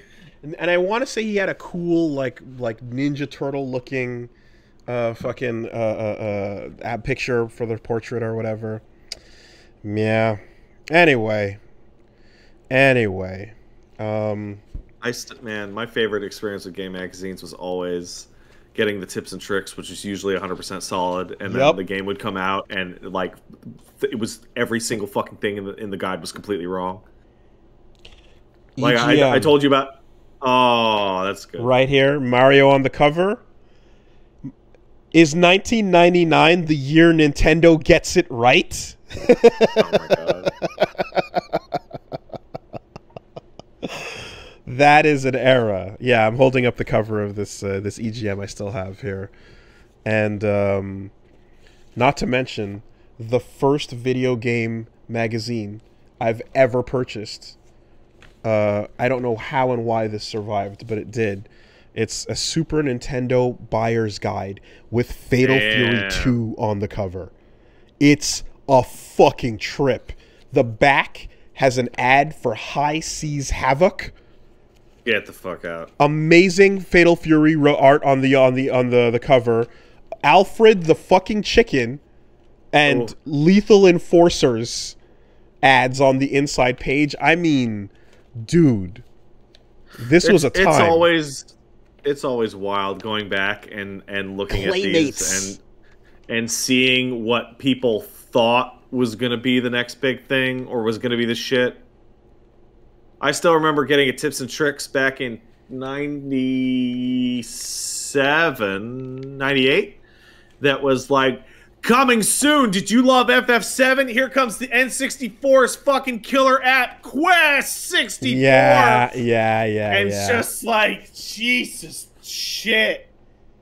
Are you kidding me? And the fucking magazines that were like, Symphony of the Night, that's old 2D shit. Who gives a fuck? Castlevania 64, it's 3D old shit. I got God damn it. A solid 3 years worth of Nintendo Power subscription by simply eating cereal. We never could afford it, but we ate enough Reese's Cocoa Puffs, and they came with free subscriptions for 1 year to Nintendo Power. I forget if we had to just like collect 3 or 4, but it was a very doable number. So we just did that, and we got free Nintendo Powers for 3 years. It was the fucking best. Man, there's something else about old magazines that is like a completely lost art that will never continue to exist in today's the way information's gone out. And I'm thinking about the preview section. I forget which one it was. I want to say Tips and Tricks. I bought that one the most. I liked it the best. But and it was they had a preview section in the back, and you had a situation in which one of the editors had clearly gotten to play a couple hours of Ocarina of Time. Mm-hmm. And they were given 200 words and 3 screenshots to try and get across to you. Like how fucking mind-blowing Ocarina of Time was. And you like in hindsight, you can see them like screaming against the word count and the reality of how to get...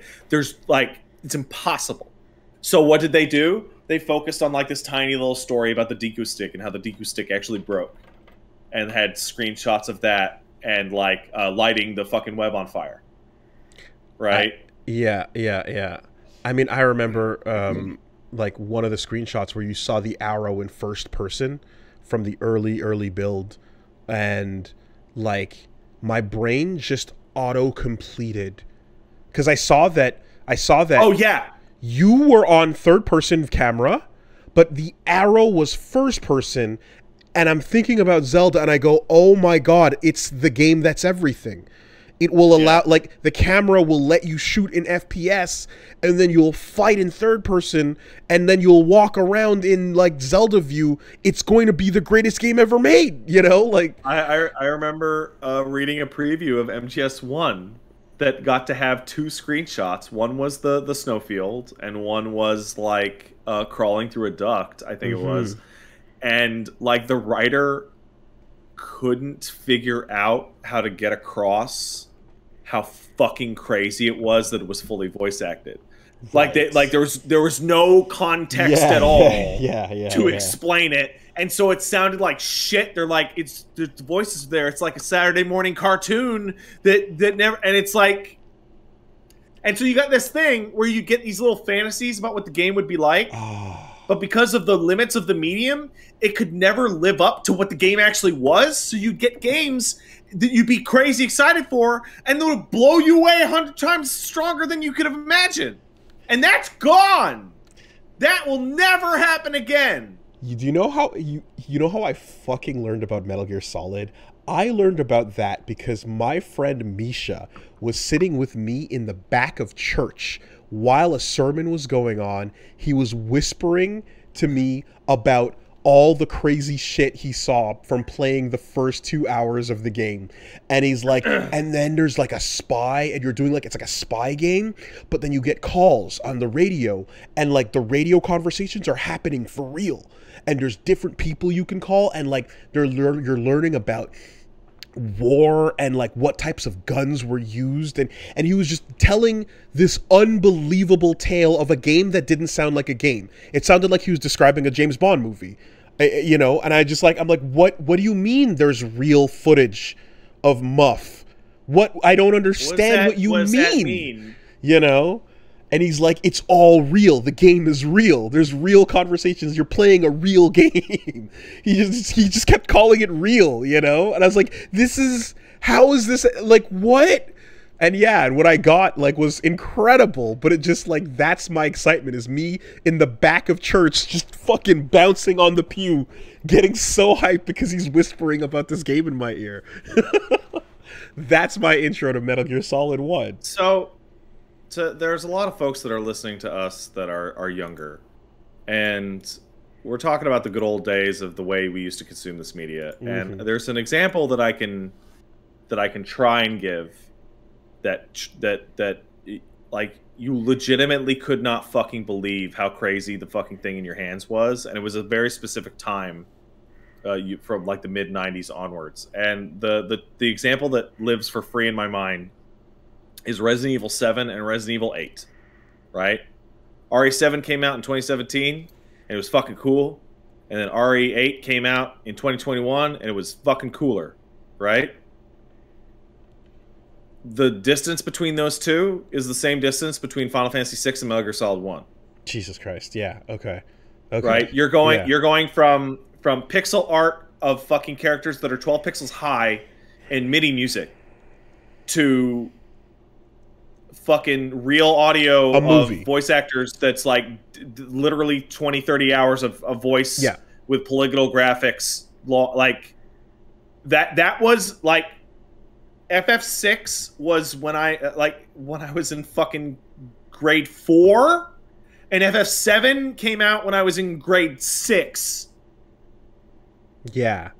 And then like the first year of high school, Metal Gear Solid came out. Like, it was fucking imagine. I don't. That's the one thing, is like, I don't think whenever we're talking about our boomer memories to the younger kids here, I don't think you understand how like glacial the tech improvements have been compared to what it was been in the 90s. Yeah, specifically 96 to 2000 was. Oh yeah. It made no sense. The genre got reinvented like 5 times. Because by the end of that, we were seeing the screenshots of Tekken Tag 2 on the PS2 for launch. And Jin looked as smooth as his cutscenes used to look. And it was like in gameplay. And I remember going, but that's impossible. We're not there yet. And no, we were. We were, you know, the desperation to get your parents to buy the newest shit was so much stronger when it was like you could show them with their eyeballs. This was what old Mario Beep Boop was, and now it's fucking Safer Sephiroth. You know, like it was a huge visceral difference that like it was you felt like you were missing out if you were not getting into that. I have two things to say about that. I've told this story before, but when I was playing Resident Evil 3 on Christmas morning, my dad looked at Jill take damage and then grab her side because she had taken damage, and the polygonal on the pre-rendered backgrounds, and said the words that every single parent who ever watched those video games said, which is like, I don't think they can make games that look any better than this. That's crazy. Right? And the second thing is that I was doing some quick Googling of years this shit came out, and can zone in on the absolute best example of just how fucking nuts the tech advancement shit used to be. And that is Final Fantasy. Again, Final Fantasy 13 came out in 2009, and Final Fantasy 15 came out in 2016. That's a 7-year gap.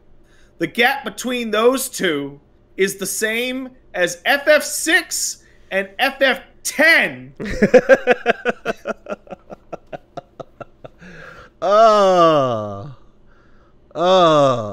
Little and sprite you compare terror what flying those four around. games look like compared to each other. And then Blitzball games. Yeah. Fucking stew on that. Absolutely. Same time frame. Hey, I'm seeing somebody use a common refrain that says AAA development was a mistake. Buddy, if you don't think that FF10 was the most expensive fucking game to ever exist at the time, you're fucking nuts. They had Hollywood voice actors doing that shit. The intro won an award. It won it won a SIGGRAPH award. That was the era in which CG cutscenes became a dick measuring contest between film and Blizzard and Square's and absolutely. Capcom's Onimusha department. Mm-hmm. And I remember, and Autodesk was like fully behind Blizzard, and like it was absolutely like, if you're gonna sell your 3D software, you need to have a fucking game pushing it. So Blizzard got 3D Studio Max, and I think Square was doing Maya, and like at the time it was like these games were big dick wavers that were doing more impressive things than a lot of movies were. Mm-hmm. And you can tie all of that back to our earlier conversation about the dissemination of information. Do you know why game companies don't spend comparatively a shit zillion dollars of their budget making the most insane intro cutscenes anymore? It's because back in the day, when you wanted to advertise Final Fantasy VII or FF10 or even World of Warcraft at the latest part of this era, you could take your fucking movie plus CG cutscene and put it on TV to play during wrestling during the commercials, and tell people that was what the game was. That's all you had to do. Yeah. Fucking FF7 advertising is the most outrageous. Like, people talk about fucking downgrades now.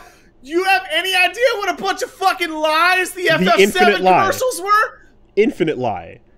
It was all CG, and it ends on Genova screaming, and then it cuts to the white logo, and you're like, that's the greatest thing I've ever seen. How is that the new Final Fantasy game? And it's like, it's not. At all. But we're entering the realm of pre-rendered, you know? And of course, it made anybody who bought a Nintendo feel, an N64, feel like they fucked up. Oh, it was like a punch in the dick. It was unbelievable. You went the wrong way, you know? That FF7 commercial that aired during Raw might be responsible for the entire future of all console generations. And it was such a flagrant lie.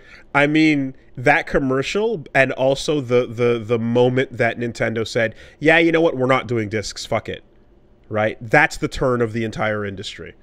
That fucking commercial had so much power that I spoke to a kid at school who thought that the reason why it was FF7 was that it was so good they named it number 7 and didn't know that Final Fantasy existed. Yeah, man.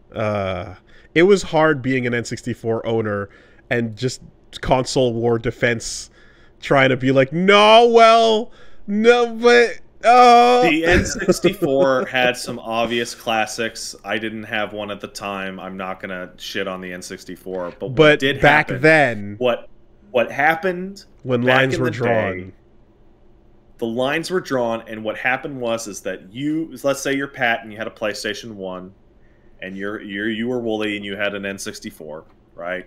And you did the thing that you did with your close friends. You said, "Hey, well, we don't have enough money to get each console, but why don't I just give you my PlayStation? I trust you, and you'll give me your N64 and your games, and then we'll just play each other's libraries." And what would happen is that I would play Ocarina of Time and Smash and shit like that, and fucking have the best time because holy shit, all people who had an N64 had were fucking super classics, right? Games that'll stand the test of time. I blow through all those in like 6 weeks, and then ask for my PlayStation back, and Wooly would then tell me I'm not done disc 2 of FF7, and you gave me 8 other games. Because the library on the PlayStation was like 5 times the size. Yeah. Multi-disc games at that. And then you get into a fucking... I got into a fight with somebody over this. Because they're like, it's not fair. I haven't played all the games you gave me. And I'm like, I don't give a shit. You gave me 3. Because you have Star Fox, Ocarina of Time, and Majora's Mask. Whatever. And they're fucking great. But I gave you FF7, FF8, Silent Bomber, and fucking MGS1. Yeah, no shit, you're not done. I don't care. Give my games back. Yeah. And this is where the rental store comes into play, you know. If you had one. That's where you convince your dad to let you get a CD burner for your... A little bit of that. Your computer. Hey now. Hey, Dad, Hey, Dad, you want me to listen to your music? Well, we can mix some fucking amazing classics together and play them in the car if we get a burner. I still remember the old guy at my microplay, which I think you actually met that dude, because I think you went to the microplay where I used to live. And it was an older, Indian or Arabic guy who had glasses and a really angular face. And I still remember when I was like 13 years old, going in and renting like 10 PS1 games and coming back the next morning and giving to them, and him just giving me the fucking stinkiest look in my fucking that I think I've ever received to this day. Just like if he could have fucking punched me in the face, he would have. Oh, man. I can't believe how different, and I've told this story before, but that experience is so different from when I rented Oz PC games back in Laval, because the last place on the planet that would let you rent PC games inside of the mall, and not only did they not care, they practically were willing to sell you a blank CD with the rental. Yeah. Like, they were like, yeah, what do you need? Okay, here you go. Bring it back. And just, they were making a fucking killing on these copies. And, like, no shits were given, you know? They were like, yeah, we're making our money. Who cares? You know? I think probably you touched on something which is the absolute craziest it ever got, which is the idea that most people don't know that there was a brief period in history where you could rent games for your personal computer. PC game rentals. PC game rentals did not last long. They started late and they ended early because it was discovered real fucking fast that that was a bad idea. There was an era of before CD keys where it was literally just copy the contents of this game and drop it onto your computer and you're done. You know, there was an era.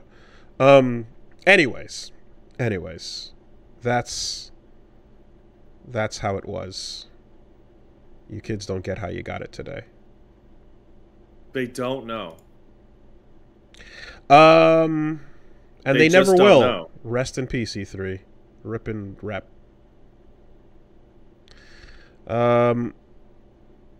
Rest in piss. Rip Bozo. Packwatch. Smoke your cigar. Do you remember at E3 they'd have a fucking round table with fucking Keeley and Guy Kroll and Michael Pachter and every single Kroll. And every single fucking thing that ever came out of Pachter's mouth was just complete bullshit. Oh my God, do you remember those that? names? Yeah, those names.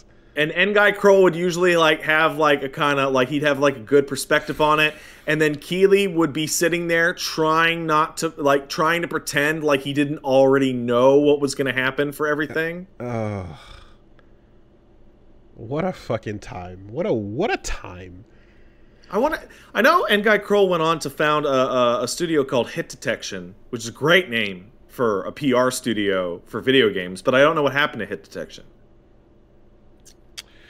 I'm remembering the days of Matt Casamassina at IGN. Fuck. Sitting on the ground with Perrin Kaplan, the rep for Nintendo, and trying to get a single answer out about anything. And she's literally Jedi quoting away any answers about the consoles, about the games, about any, like, what are you here for? What are you supposed to tell? Do you have a date? Do you have a fucking, is there anything you can tell us? And she's just like, no, but the Nintendo, we're making great things and we have great things coming, you know, and just like reading the most infuriating interviews, man. Yeah. You know, E3 in my heart has died twice. And unfortunately, they both died along one man. The first time is when Mr. Lang got to sit in on that panel with fucking Ed Boon and died. And the second of which is when he sat in with Johnny Vignacchi, who was so wasted that he put his fucking phone number out live on Twitter. And Dave just tossed his fucking phone behind him and said, well, that thing's fucking worthless now.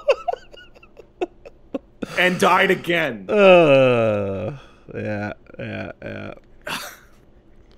If we could play the slow black and white memories, you know, that's what E3 needs. Is it needs a closing in memoriam video. I still remember Lang going behind the couch to get his phone, going, "Fuck! I gotta keep this piece of shit in case my wife calls and thinks I'm dead."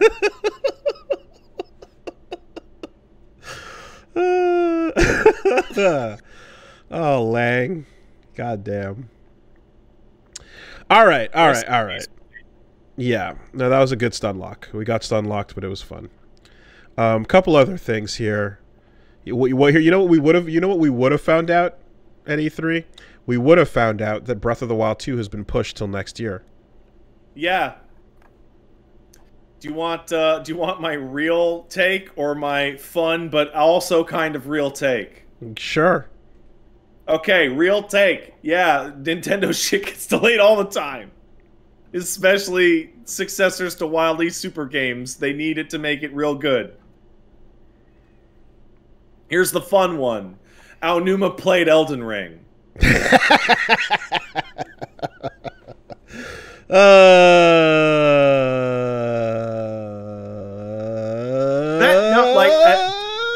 All joking aside, that does legitimately happen.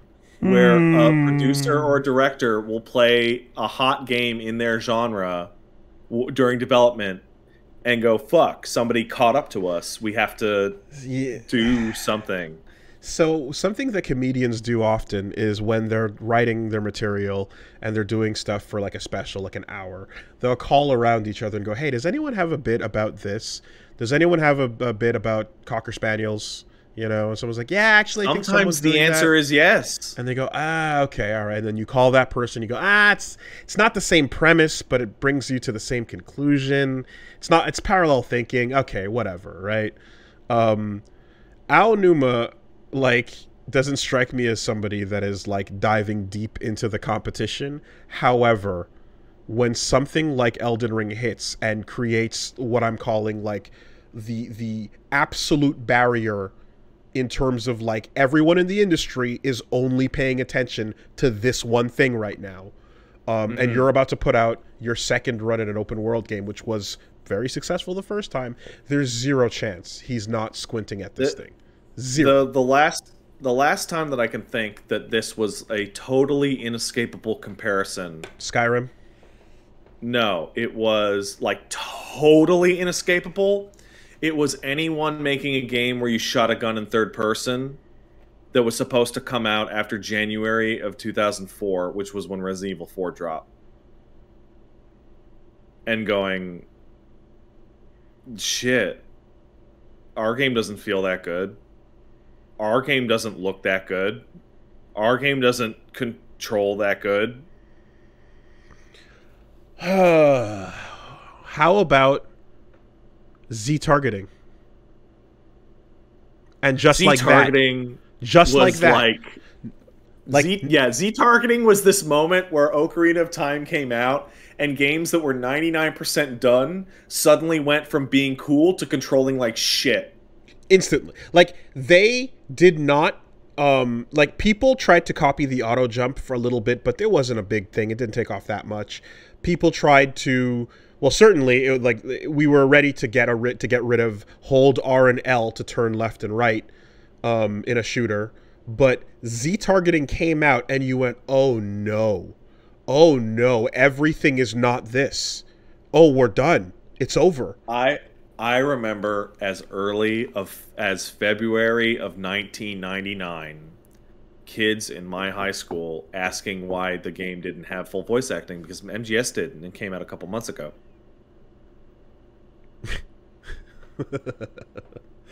I remember kids in my high school asking why FF9 did not have full voice acting because MGS did. And that's all it takes, really. God, Z-targeting. People are pointing out that Elden Ring uses Z-targeting, and they're right. Yeah, it's not a thought anymore. Same thing. Soft and hard locking are things in games now. They were not before. There was a time when you had to just turn your weird 3D thing to face the relative area that, like, old fucking Grand Theft Auto style fucking shooting, you know? It was like there was a time when you couldn't lock on to your target. You need to go, well, you don't have to, but if you want to have a fun time, go and look at reviews of the Quake 1 port for PlayStation, Quake 2 port for PlayStation 1, and the Alien Resurrection game for PlayStation 1, and see every single fucking review that came out of that time trash the dual analog control scheme for shooters and describe how this was the worst thing they had ever fucking played and how awful it fucking was to strafe with one of the sticks and aim with the other. Just yep, that's great. Aged like fucking milk.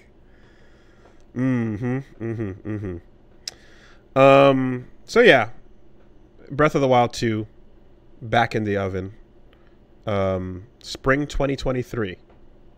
Well, the thing with Breath of the Wild 2 for the Elden Ring comparison is that specifically Elden Ring's biggest strength is Breath of the Wild 1's biggest weakness, which is, despite the open world, when you went to Breath of the Wild, you could only get a variation of a thing you already had and could fill up on.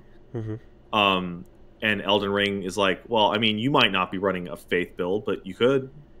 There's something here that you might like. Yes. And the fear that I had for Breath of the Wild 2 was that it would be the same idea, and that you would finish a dungeon or a puzzle, and you would get like, oh, cool, it's a sword I'm going to leave on the floor because I don't want to fucking fill up my inventory with weaker shit. I think there's an easy solution that doesn't have an easy implementation, and I know that it's not going to happen, but it would be as simple as you don't only play as Link. That would be cool.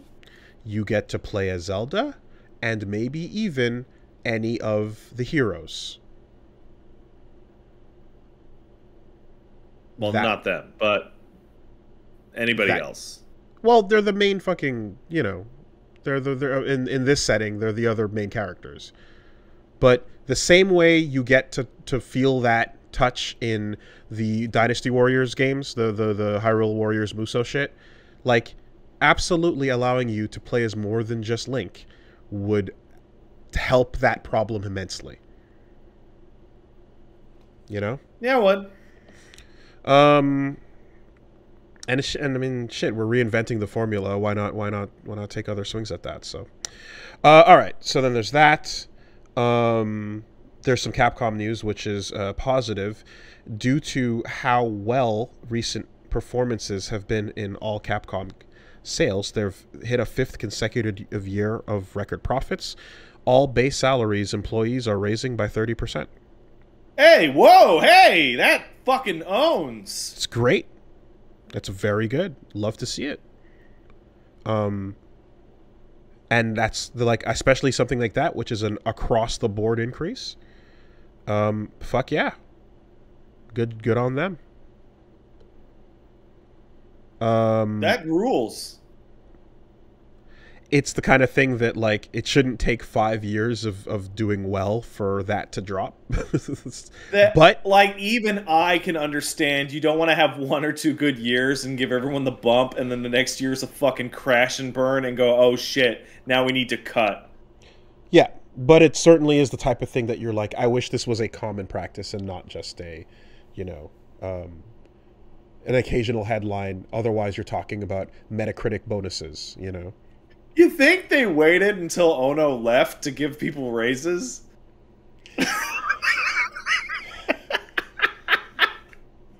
The answer is no, but let's just say yeah, why not? Yeah, wouldn't that be fun? Some Why guy on the not? board like, I'll fucking be dead in my fucking grave before I give that guy an extra dime. What are you talking about? He already took it. Yeah, whatever. Huh? What? What? What? I What are can't you hear talking you. about? Discord? What? Oh, must be connection. You still there? Yeah, I'm still here. Okay, all right. Yeah, weird, huh? You know, and you know who Capcom used to work with? Arika. And That's true. Arika made Fexel, fighting EX Lair, and they have and that game was announced as an April Fool's joke. Yeah.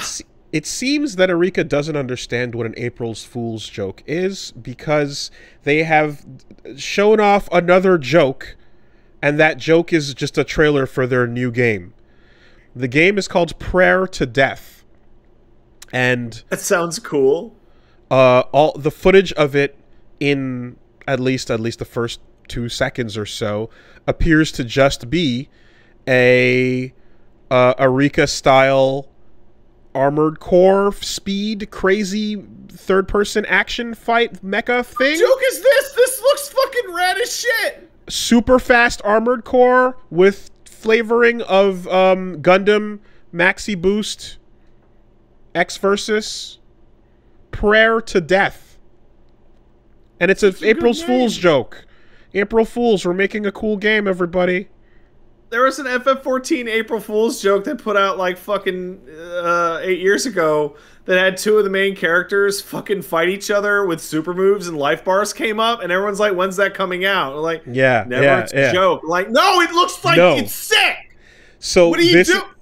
So this is your virtual on. This is absolutely your virtual on speed game or style game, but then like you go up to hyper Marvel speeds with it, and they're doing movement in the air that looks like when people make Unreal Engine demos for super hyper action games, it looks like that speed, you know.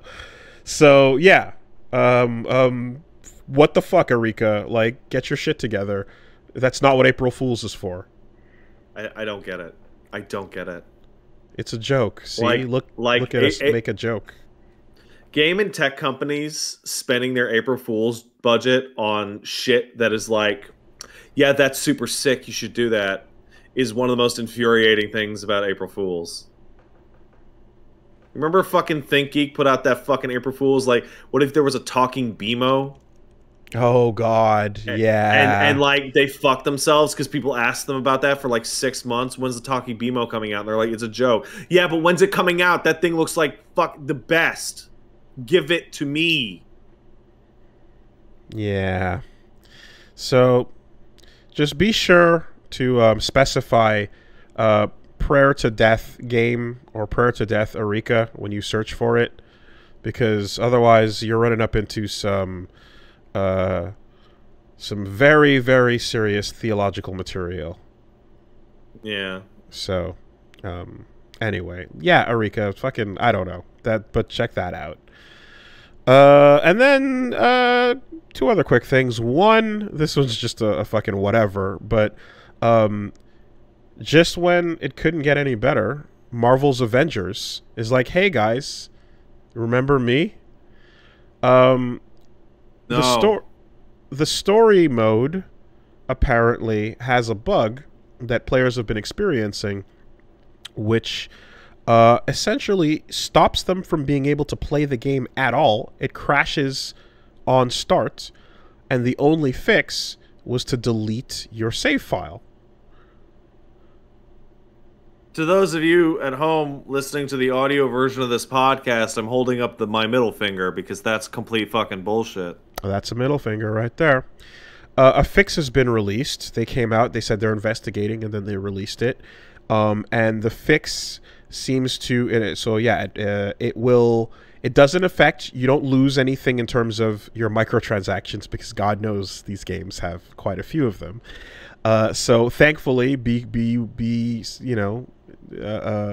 relieved that the purchased playable characters and microtransactions you've bought remain unaffected. However, in order to apply the fix, you still have to delete your campaign. So, fuck off. Too bad. Eat shit. Yeah. Marvel's Avengers. That's your punishment for playing it, says Marvel. I can't even, like... I have nothing to say. There's nothing to say. My only question is like, why is it kismet? Why does that type of dumb bug that could have happened to any game, good or bad, have to happen anywhere? And it has to happen to the one that is like also just the scummiest and the most feel bad about ripping you off for your money, you know? So what you're asking is that why is it that the bug that would have been caught and dealt with by a fully staffed, competent team that isn't rushing ends up showing up in the kind of game that is a rush, half-worked piece of shit that is a cash grab? I suppose I am. Right? Yeah. Like, Anyway. yeah. Anyway. And lastly, just a congratulations. The congratulations are in order to Charlie Rosen and Jake Silverman for winning a fucking Grammy for their arrangement of Meta Knight's Revenge from Kirby Superstar.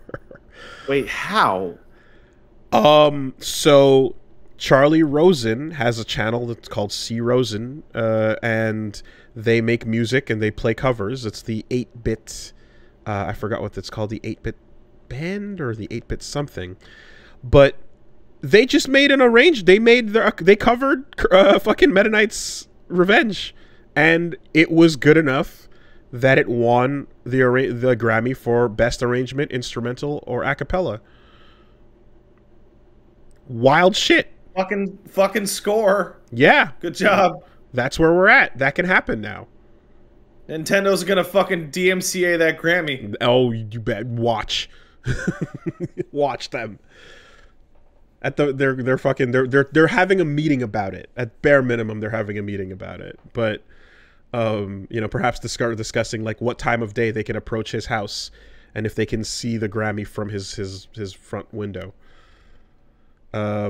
Yeah. Game cover, YouTube game cover wins Grammy. That's where we are.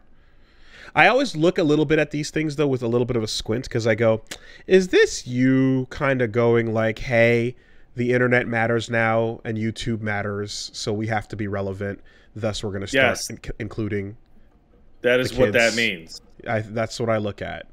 Yeah. Not to take anything away from their legitimately well-deserved victory, but it's the kind of thing when these things probably get looked at extra hard because they are aware that not every award show can have a dramatic slap to boost ratings. Yeah. Yeah. That's yeah, that'll do it. I have one last thing. Oh. 6.1 is coming out for 14 next week, and of note to people who don't play FF14 is that they are adding single-player support for all of the mandatory dungeons that have ever come out for A Realm Reborn 2.0. Right, you talked about that. They're adding an ability for you to just play with some bots, right? Yeah, and that's going to be all the mandatory 2.0 dungeons, and supposedly the next patches will be adding trust support for the future mandatory dungeons for 2.1, 2.2, etc. Everything from Heavensward onward already has that for the mandatory shit. So we're like 1 full foot into turning FF14 into a game you can legitimately play like it's a fucking single-player game. And just pretend they're all NPCs running around with names like Huge Dickbot, Catman, Suck. 100 years later, someone's going through history and just going through all these Final Fantasies, and then they hit 11 and they go, "What the fuck is this? Why?" And then you hit 14 and just, why is this one so big? What are we doing? Why does this take a decade to play? Why did this one come out 8 times? Actually, at their current rate and the way FF11 was supported, it's probably going to come out like 8 more times. More times. Yeah, yeah. If you've got a letter, you can send it to castlesuperbeastmail@gmail.com. That's castlesuperbeastmail@gmail.com. What do we got this week for letters? All right. Question about child ingenuity. Ian says, "Hey Pat, hi Wally.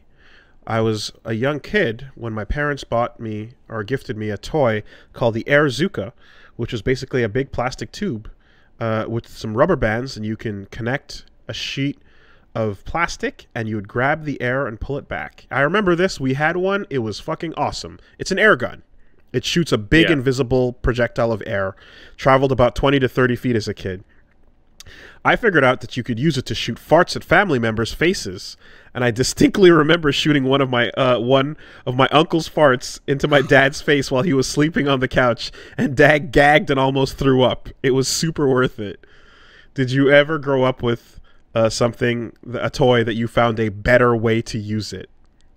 This reminds me of like an entire mini genre of TikTok videos that I saw, which was people farting into people's sleep apnea machines and then running away. God. Oh, man. That's so fucked up, dude. Jesus Christ. That's criminal. That's criminal. That's like... that's how you get pink eye.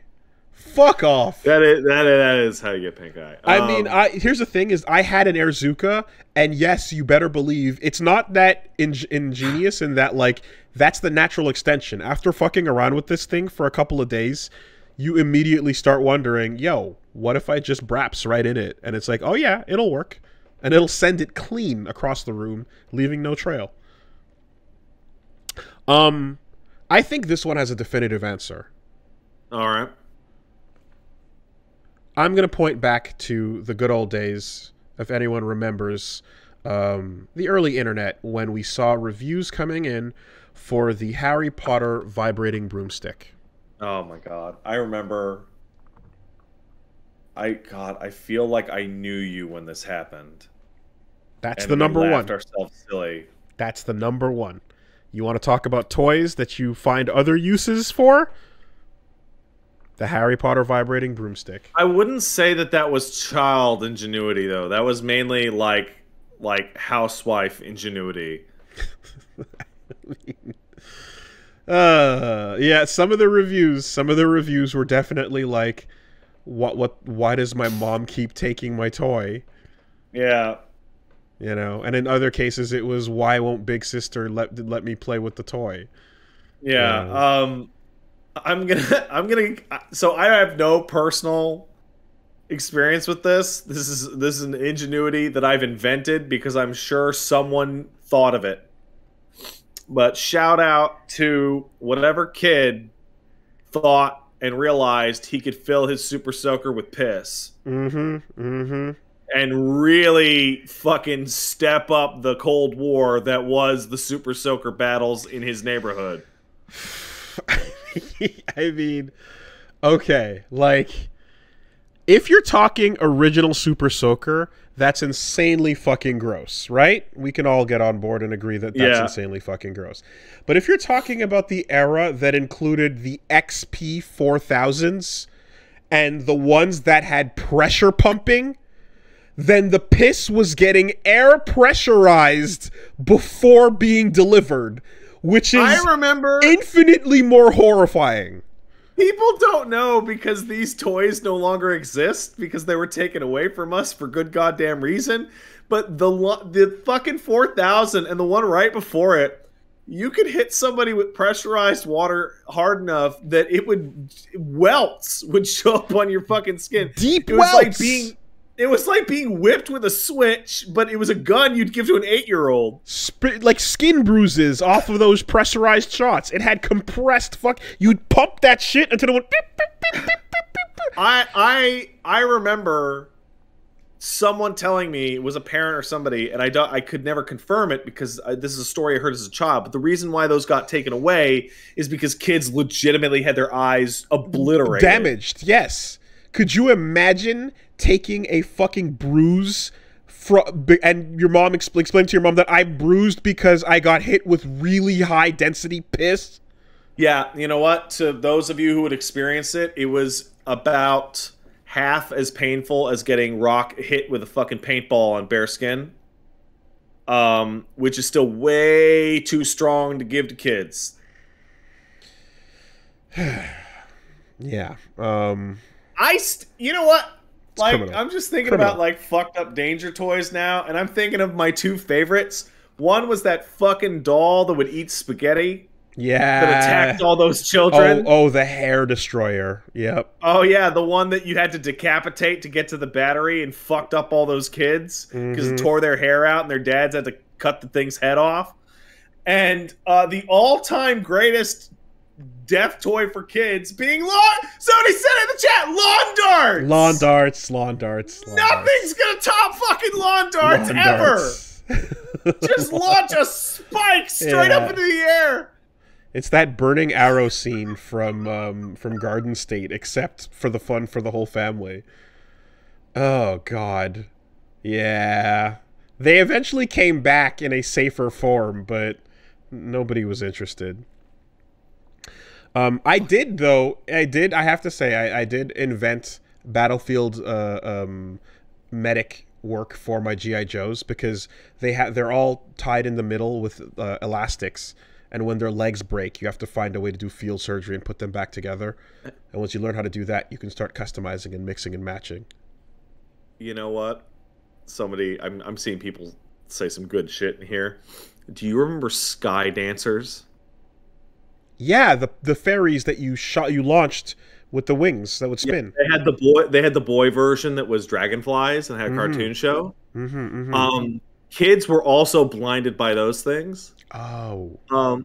There's a famous old clip of a little Japanese girl getting a Sky Dancer, and she rips it and it fucking disappears into the stratosphere. It's like completely gone. And she just goes like "Nani?" like a little kid voice, and like those things would go like hundreds of feet up.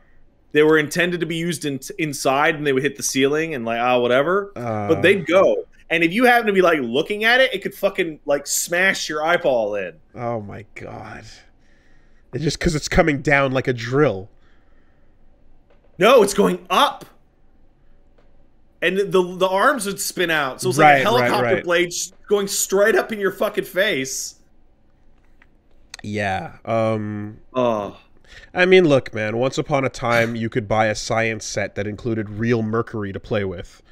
Yeah, that's true. And real radiation, real isotopes. You know, in order to get everybody comfortable with this newfound radioactive energy source, let's show kids how safe it is by putting active isotopes in their fucking playsets.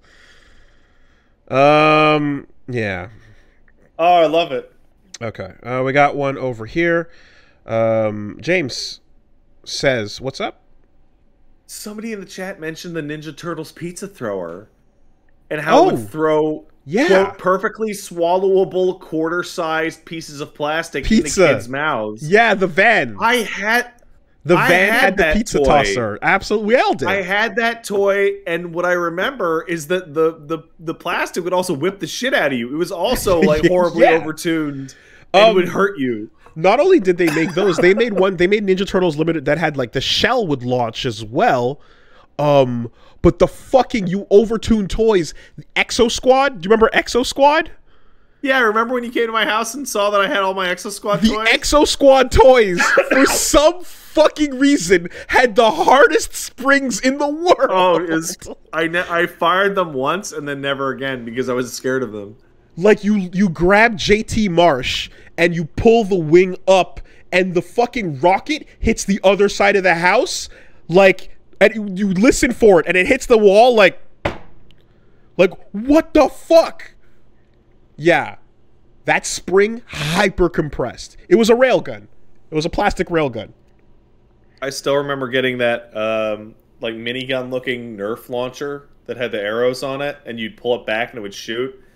And the first shot I ever did hit my dad square in the fucking, like, between the eyes. And like, was that the end of that? This moment of like intense regret. Yeah, that he had given me and my brother this fucking gun to shoot them in the face with. If he didn't take it back immediately, then he did not. That's a good dude. All right. And I'm thinking that the main reason is that he did not want to even admit that it had hit him. Because the type of guy my dad is the kind of guy to like cut a finger off and pretend it didn't happen because that would make him look like a pussy. Fuck that, everything's fine. I didn't even feel it. Yeah. Okay. I'm fine was my father's refrain in childhood. Okay. Dad, you're bleeding. Dad, you're stabbed. Dad, I think you just electrocuted yourself repairing the VCR because you didn't unplug it. And your eyeball is hanging out. Yeah, that's fine. It's fine. James says, hey, CSB Duel. In the past, you've described certain games as events that the industry clears room for. Or at least it should, like, say, Horizon. I think it's safe to say Elden Ring is one of these events. Now, with it out, with that out, what comes next? The rumblings of GTA 6 are starting to get louder, but surely there's another event that's going to occur before then. If so, what will it be? I would have said Breath of the Wild until earlier in this podcast. Yeah, so I think Cyberpunk was supposed to be one of those events, and it unfortunately did not go that way. No. So I think after Elden Ring, the next big event game is probably going to be God of War Ragnarok. Yeah, I'd say so. Yeah, that makes sense. That's the next huge one around the corner. Sometime this year. I don't think they have a confirmed, but it's coming up.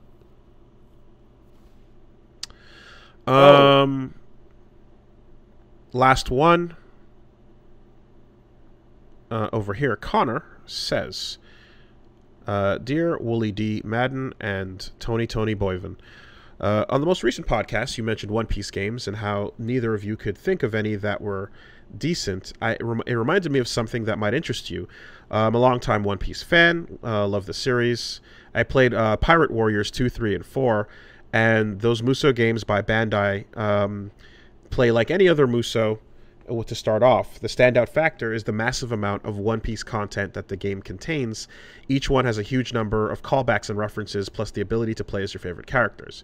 Well, my point, though, is in Pirate Warriors 4, it was created in 2020, and some of the characters use moves that were not shown in the manga until this year. That's Several cool. theorists I've started to pay attention to these games because some of the characters and the roster never actually revealed their powers in the manga, but then they do so in the games.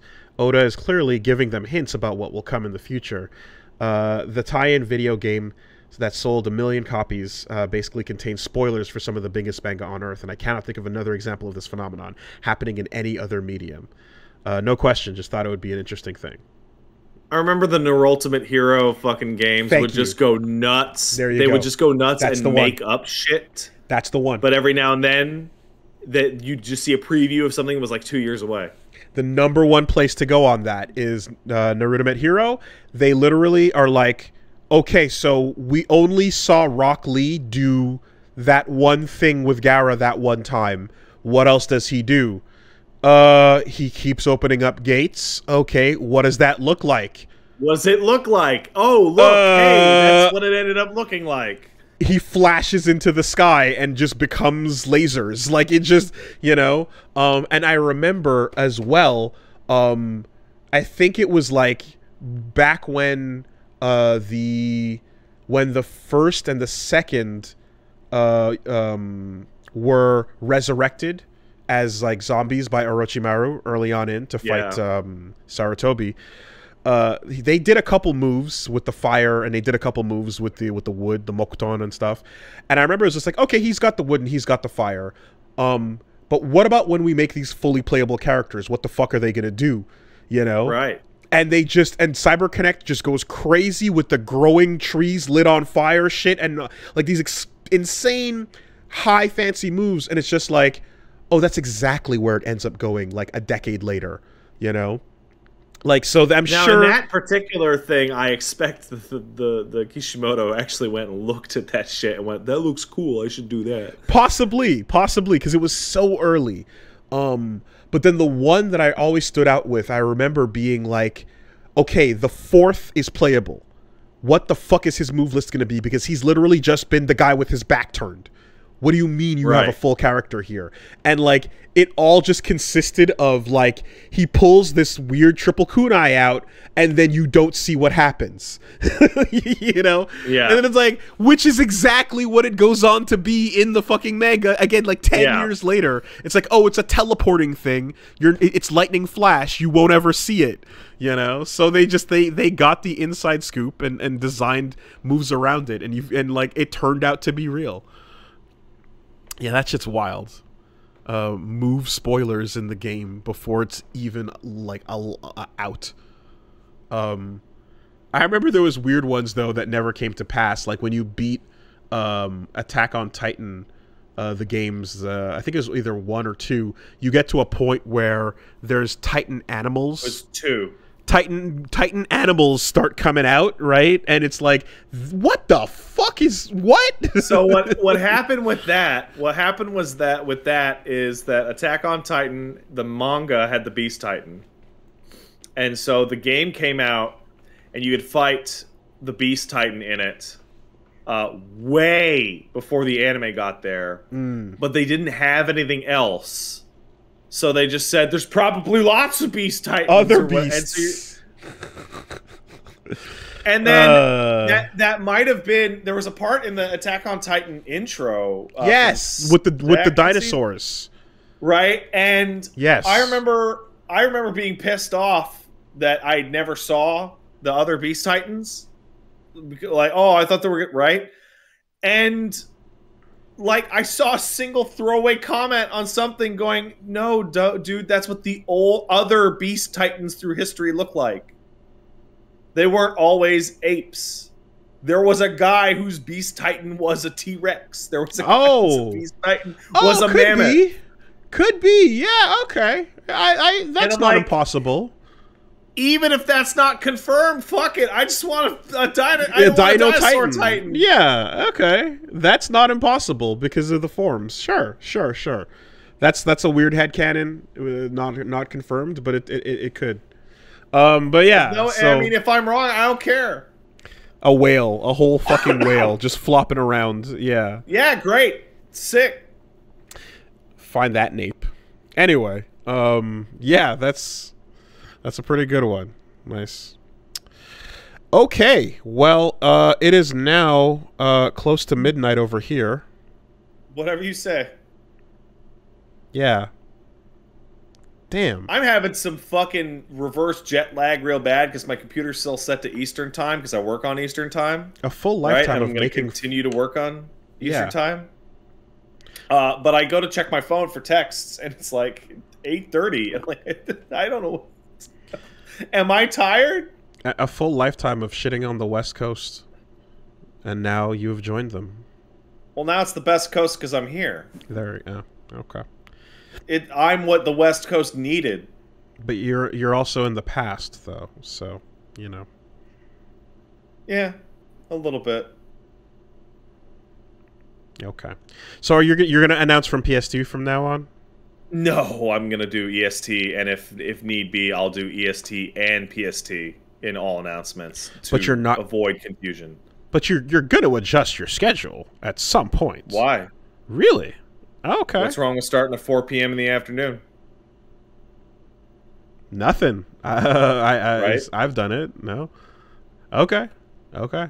Like, I guess the only change that will make any meaningful difference to my stream times whatsoever is the fact that games that come out at midnight will now come out in many cases at 9 p.m. my local time, which will make them way easier to stream. I only imagine the sleep schedule would get affected, but I can imagine that people who are used to the schedule and like people from like there's a lot of people that are like you know, like UK time zone and shit that are just like, oh, perfect, this works for me. So if you're not moving anything around, I'm not changing shit. Yeah, all right.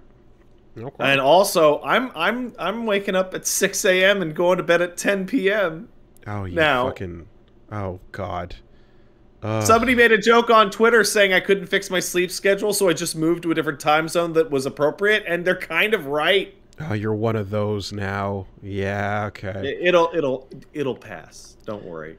My father-in-law had to stop over because he was passing through the city, and he crashed at here for a night, and it was just one of those things where like he goes to bed at like 8 p.m. and wakes up at like 4 to hit the road because that's what a big old healthy working man's doing. And I'm right. like, we finish our fucking stream at 8 p.m. Oh, you yeah. know, my night begins for real at that like by 8 p.m. Like back when I was living with my folks, the thing that would piss my dad off the most in the world is that if I got home or I went to bed after he got up, because Dad would get up at 4:30 in the morning every day for pretty much his whole life, and I would be playing fucking PC bullshit, and I'd be downstairs, and he would hear that shit, and I would go, shit, because I'd hear the one step on the stair, and I would fucking hit shut down on that, and I would fucking sprint to my fucking bed and throw myself in it and fucking do my best I'm dead ass asleep shit. And it's like, in hindsight, he obviously heard me doing that, which would explain why he always would breathe like he was so fucking annoyed when he would open the door, and I'd be like, I'm so asleep, man. But, like, he never caught me once too early. Like, you know, he never got there fast enough.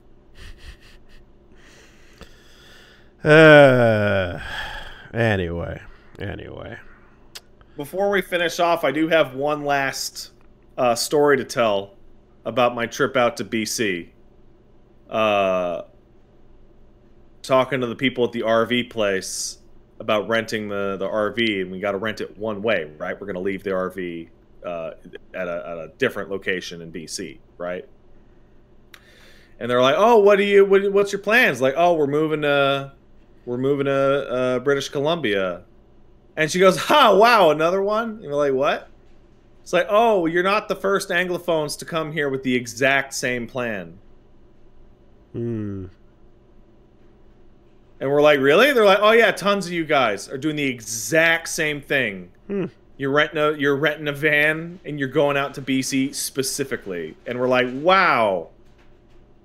I mean, that wasn't a fucking green flag to go. Toronto is definitely getting a lot of people, but like, you know, if you don't want to deal with Toronto, the next best thing is all the way across. So I saw the best tweet about this where someone asked, or maybe it was a Reddit post, why BC? And they said, well, Pat and Paige seem like the kind that want to be relatively close to a big city. So that leaves British Columbia and Ontario, but fuck Toronto. So BC. BC it is. Process of elimination. And you know what? There you go. There you go. Not wrong. Yep. Well, hey, that's it. That is it. That is the bit. You have successfully completed the bit. And it was not without its writing on the wall to some degree, because you have, I'm thinking about it, you've cracked jokes similarly before. You've made, I forget when or where, but you have, there was something about that. You were making fun of something about that idea, about just fucking up in 1 week, what the fuck, what, hit the button, go. So the energy was out there. I think like a year and a half ago, before the plans were like concrete, I literally said that I would basically do this exact thing to you off camera. That's what I'm thinking of. Yeah. And we both had like a good chuckle. And then like 6 months after that, me and Paige were like, no, we're actually going to do that. Right. I think it's something to that effect, if I remember correctly. Yeah. So there you go.